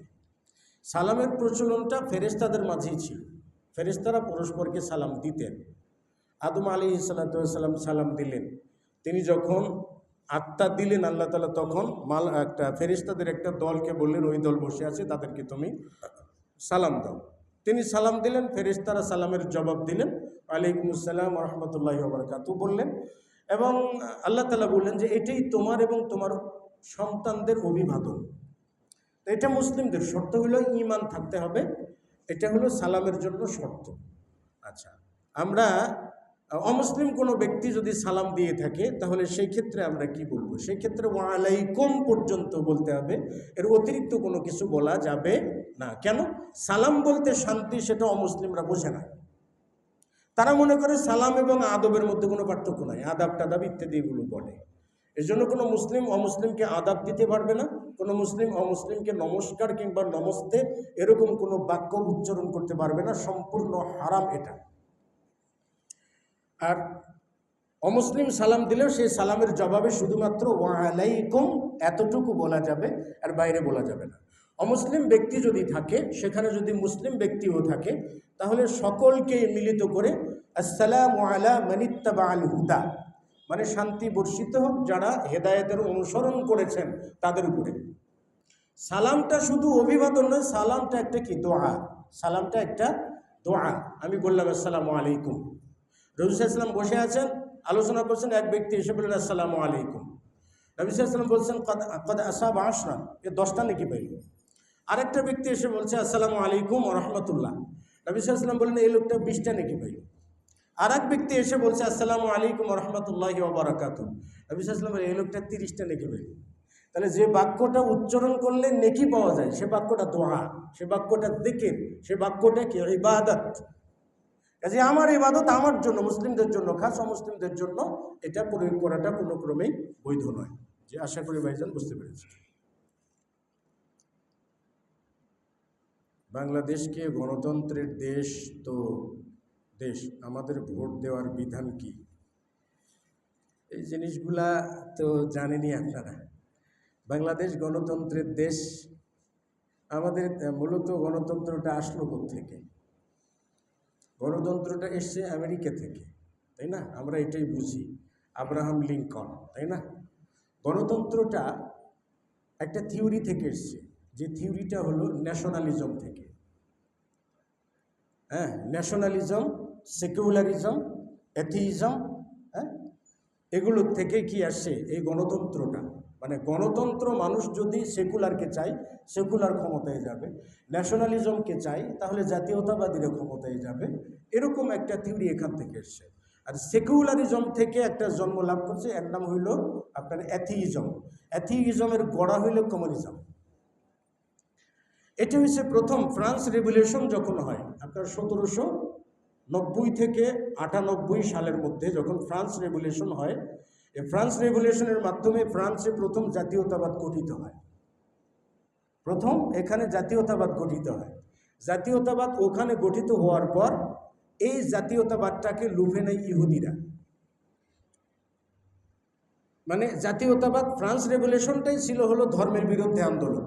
মানে হলো রাষ্ট্র ব্যবস্থায় কোনো গির্জার প্রাধান্য থাকবে না, ধর্মগুরুদের প্রাধান্য থাকবে না, এক কথায় ধর্মের ছোঁয়া মুক্ত থাকবে রাষ্ট্র ব্যবস্থা।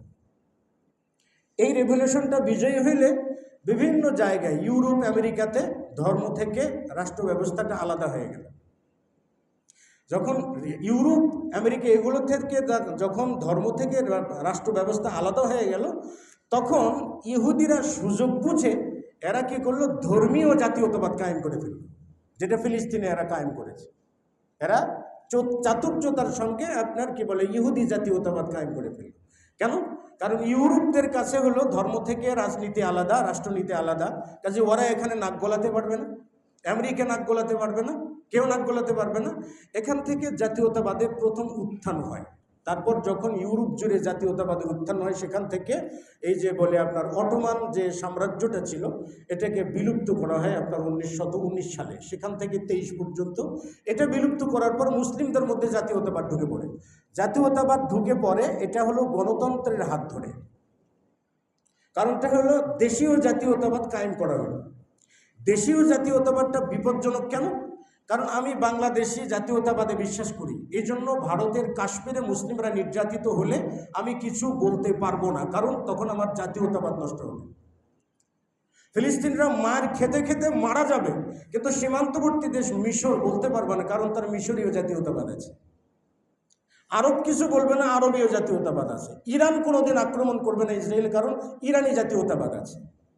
প্রত্যেককেই নিজ দেশের যে আলাদা জাতীয়তাবাদ আছে, এটাকে টপকে কখন মুসলিমদের কল্যাণে কথা বলবে না। কিন্তু ইহুদিরা, পুরো বিশ্বের ইহুদিরা একমত যে তারা ইহুদি জাতীয়তাবাদের পক্ষে কথা বলে, কোনো রাষ্ট্রের পক্ষে কথা বলে না।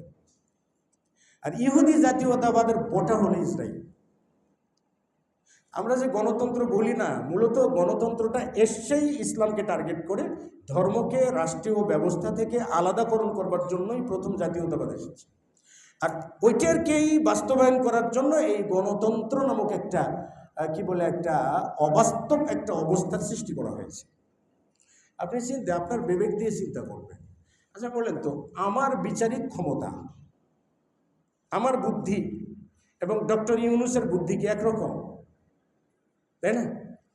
আচ্ছা, রাস্তায় যে মুচি যে জুতা সেলাই করে, তার মানুষ নির্বাচন করা আর ডক্টর মোহাম্মদ ইউনূসের মানুষ নির্বাচন করা কি এক? হবে না। আমাদের সেনাপ্রধান জেনারেল ওয়াকারুজ্জামানের বিচার বুদ্ধি কি এক? একটা ফকিরের বুদ্ধি, তার বুদ্ধি কি এক হবে? তার মানে আল্লাহ তাআলা মানুষকে সৃষ্টি করেছেন। আল্লাহ তাআলা বলছেন যে হাল ইস্তাবিল্লাযীনা ইয়ালামুনা ওয়াল্লাযীনা লা ইয়ালামুন, যারা জানে আর যারা জানে না তারা কি সমান? না, সমান নয়।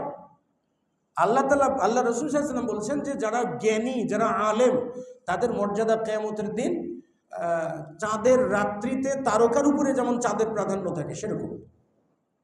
তাহলে জ্ঞানী ব্যক্তির সম্মানটা কে দিয়েছেন? আল্লাহ তাআলা দিয়েছেন। ভালো করে দেখবেন, আল্লাহ তাআলা আদমকে সৃষ্টি করলেন, তাই না? করার পরে ফেরেশতাদেরকে সিজদা করতে বললেন না? কেন সিজদা করতে বললেন? ফেরেশতাদের থেকে আদমকে আগে জ্ঞানী বানিয়েছেন। কিভাবে? ওয়াল্লামা আদামাল আসমা, আল্লাহ তাআলা আদমকে কিছু নাম শিখিয়ে দিলেন যেটা ফেরেশতারা জানতো না। ফেরেশতাদেরকে জিজ্ঞেস করলেন, বলতে পারলো না। আর আদমকে যখন জিজ্ঞেস করলেন, আদম বলে দিল যে এগুলা। তাহলে জ্ঞানী কে হলো? আদম হইল। ফেরেশতারা আদমের তুলনায় জ্ঞান কম, তাহলে এখন সম্মান সুযোগ সিজদা করো। তাহলে জ্ঞানের মর্যাদা কিন্তু আল্লাহ তাআলা দিয়েছেন। কিন্তু গণতন্ত্রের যে সিস্টেমটা আছে, একটা মুসির ভোটের যে দাম, ডক্টর মোহাম্মদ ইউনূসের ভোটেরও ওই একই দাম। অর্থাৎ কি, জ্ঞানীর জ্ঞানকে সম্মানিত করা হয় নাই। কিন্তু আমাদের দেশের অবস্থাটা আরও খারাপ। আমেরিকার দিকে তাকান, ওদের কিন্তু গণভোট আছে, গণভোট আছে, আবার সিনেট আছে, তাই না? গণভোট আছে, আবার সিনেট আছে। সিনেটে পাশ করতে হবে। সিনেটে পাশ না করলে কিন্তু তিনি রাষ্ট্র ক্ষমতায় পাওয়ারে যেতে পারবেন না। সিনেটটা আবার কি দিয়ে করেছে? ইউনিভার্সিটির যত বড় বড় প্রফেসর, বিদ্বান যারা রয়েছে তাদেরকে দিয়ে সিনেট গঠন করেছে। সরকারটা সিনেটের কাছে জবাবদিহি থাকে, যেটাকে শুরা বলে।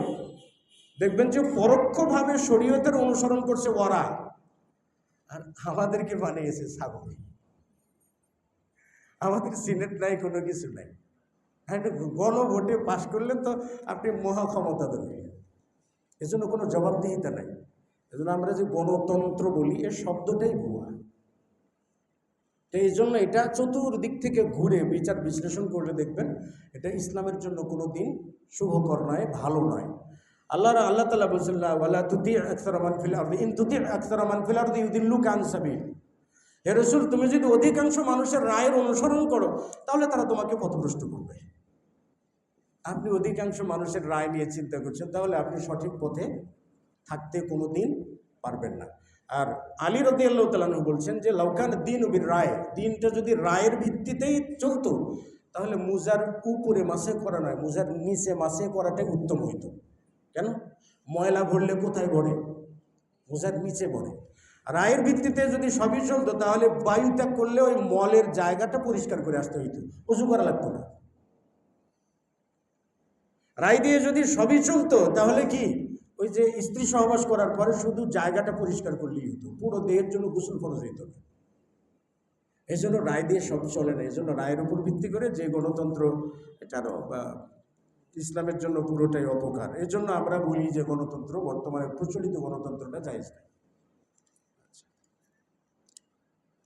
আল্লাহ কি কোনো কিছু করতে বাধ্য? কারণ হ্যাঁ, আমার বক্তব্যে আমি বলেছি আল্লাহ তাআলা দিতে বাধ্য। দেখেন, আল্লাহ সুবহানাহু ওয়া তাআলা বলছেন ওয়া কানা হাক্কান আলাইনা নাসরুল মুমিনিন। আল্লাহ তাআলা বলছেন যে ঈমানদার ব্যক্তিকে সাহায্য করা আমার জন্য ওয়াজিব।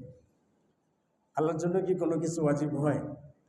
প্রথম কথা হলো, আল্লাহ তাআলা বাধ্য, ফরজ, ওয়াজিব এই সব কিছু থেকে আল্লাহ তাআলা ঊর্ধ্বে। এই সব কিছু থেকে কি আল্লাহ তাআলা ঊর্ধ্বে।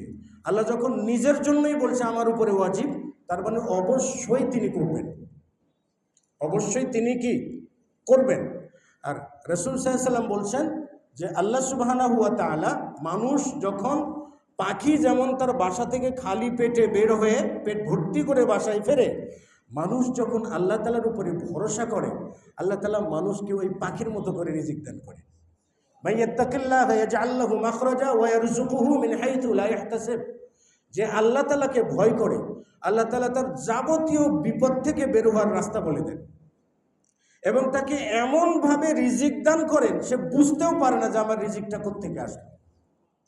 তাওয়াক্কুল যদি করতে পারি, আল্লাহ বাধ্য বলতে কি আল্লাহ তাআলা অবশ্যই অবশ্যই আপনাকে রিজিক দেবেন, আপনাকে বারাকা দান করবেন। কিন্তু এর অর্থ হইল আল্লাহ তাআলাকে বাধ্য করা কারো পক্ষে। আমরা তো সবাই মাখলুক, আমি তার একজন সৃষ্টিমাত্র, আমি তার দ্বারাই নিয়ন্ত্রিত, আমরা সকলেই তার দ্বারা নিয়ন্ত্রিত। এখানে বাধ্য বলতে আল্লাহ সুবহানাহু ওয়া তাআলাকে কোনো কিছু ফোর্স করা নয়, যেটার সামর্থ্য আমাদের নাই। আল্লাহ তাআলা আমাদের ক্ষমা করুন।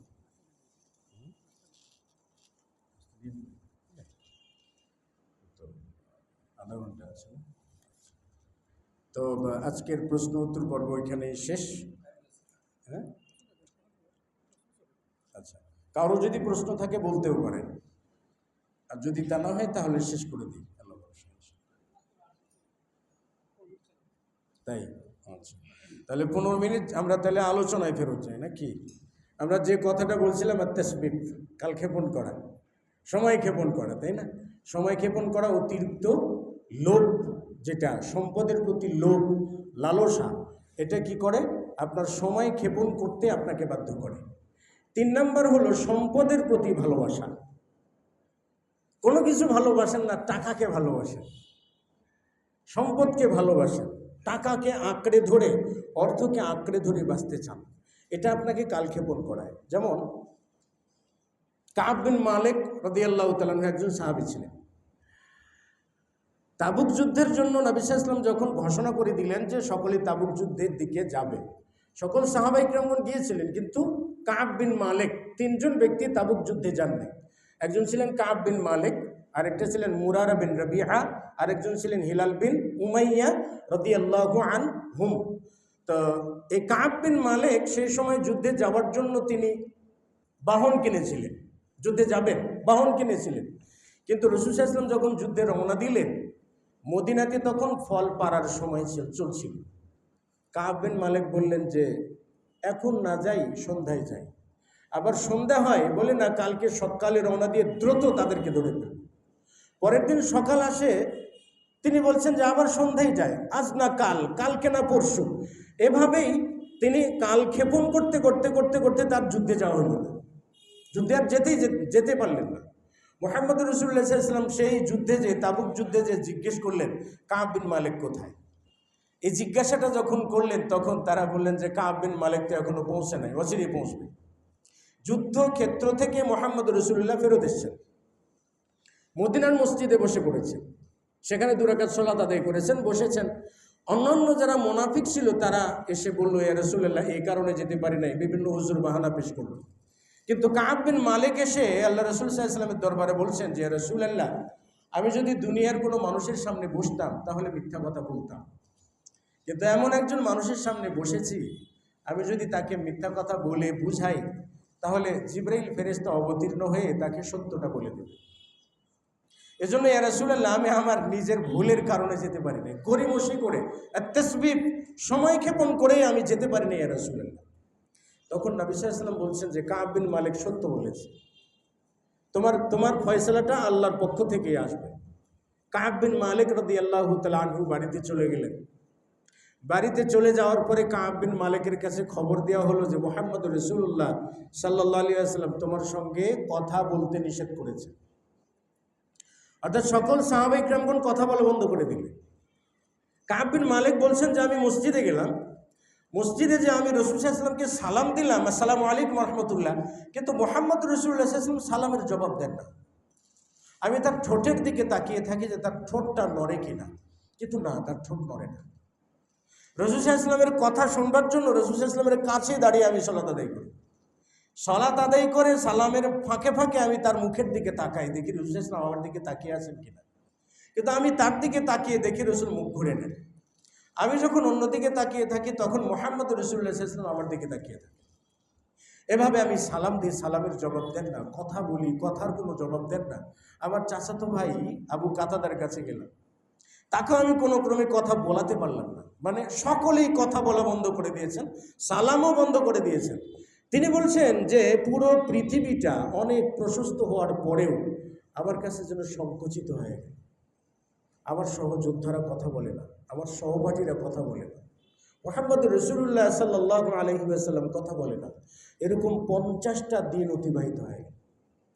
50তম দিনে একজন ঘোষক এসে বলছেন যে, হে কাব বিন মালিক, আবশির, তুমি সুখবর নাও, আল্লাহ তাআলা তোমার তাওবা কবুল করে নিয়েছেন।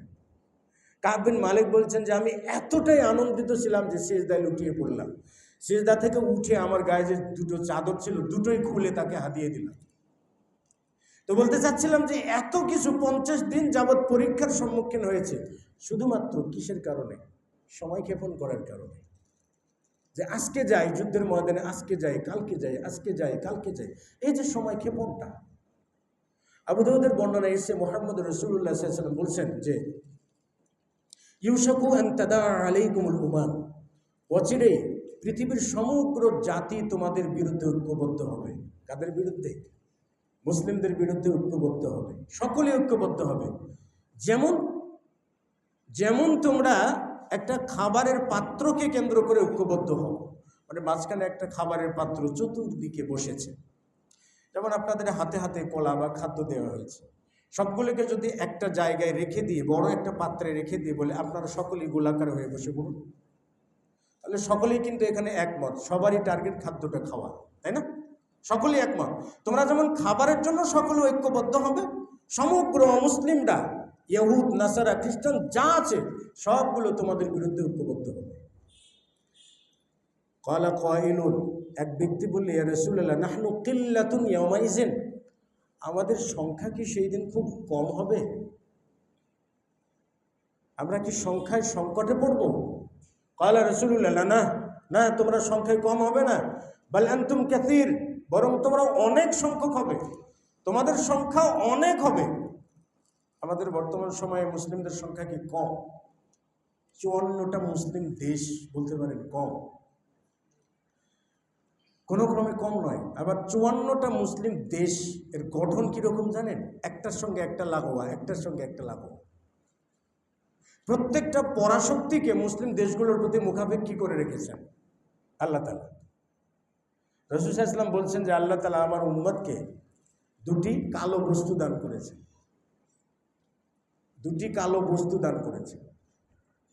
দুটি কালো বস্তুর ভিতরে একটা হলো তেল, যেটা মুসলিমদের অধীনস্থ তেল, অপরিশোধিত সোনা দিয়েছেন। আবার দেখেন পশ্চিমা বিশ্বটাকে একটা সাগর দিয়ে বেষ্টন করে দিয়েছে, চাইলে পশ্চিমা বিশ্ব এসে কোনো মুসলিমে আক্রমণ করতে পারবে। পাশে যে আসে রাশিয়া, রাশিয়াকে মুসলিমের উপর মুখাপেক্ষী করে দিয়েছে। ইরান যদি তেল দেওয়া বন্ধ করে তো রাশিয়া অচল হয়ে যেতে পারে। কুয়েত যদি তেল দেওয়া বন্ধ করে দেয় তাহলে রাশিয়া অচল হয়ে যেতে পারে। মানে সবগুলোকে মুখাপেক্ষী করে দিয়েছেন আল্লাহ তাআলা।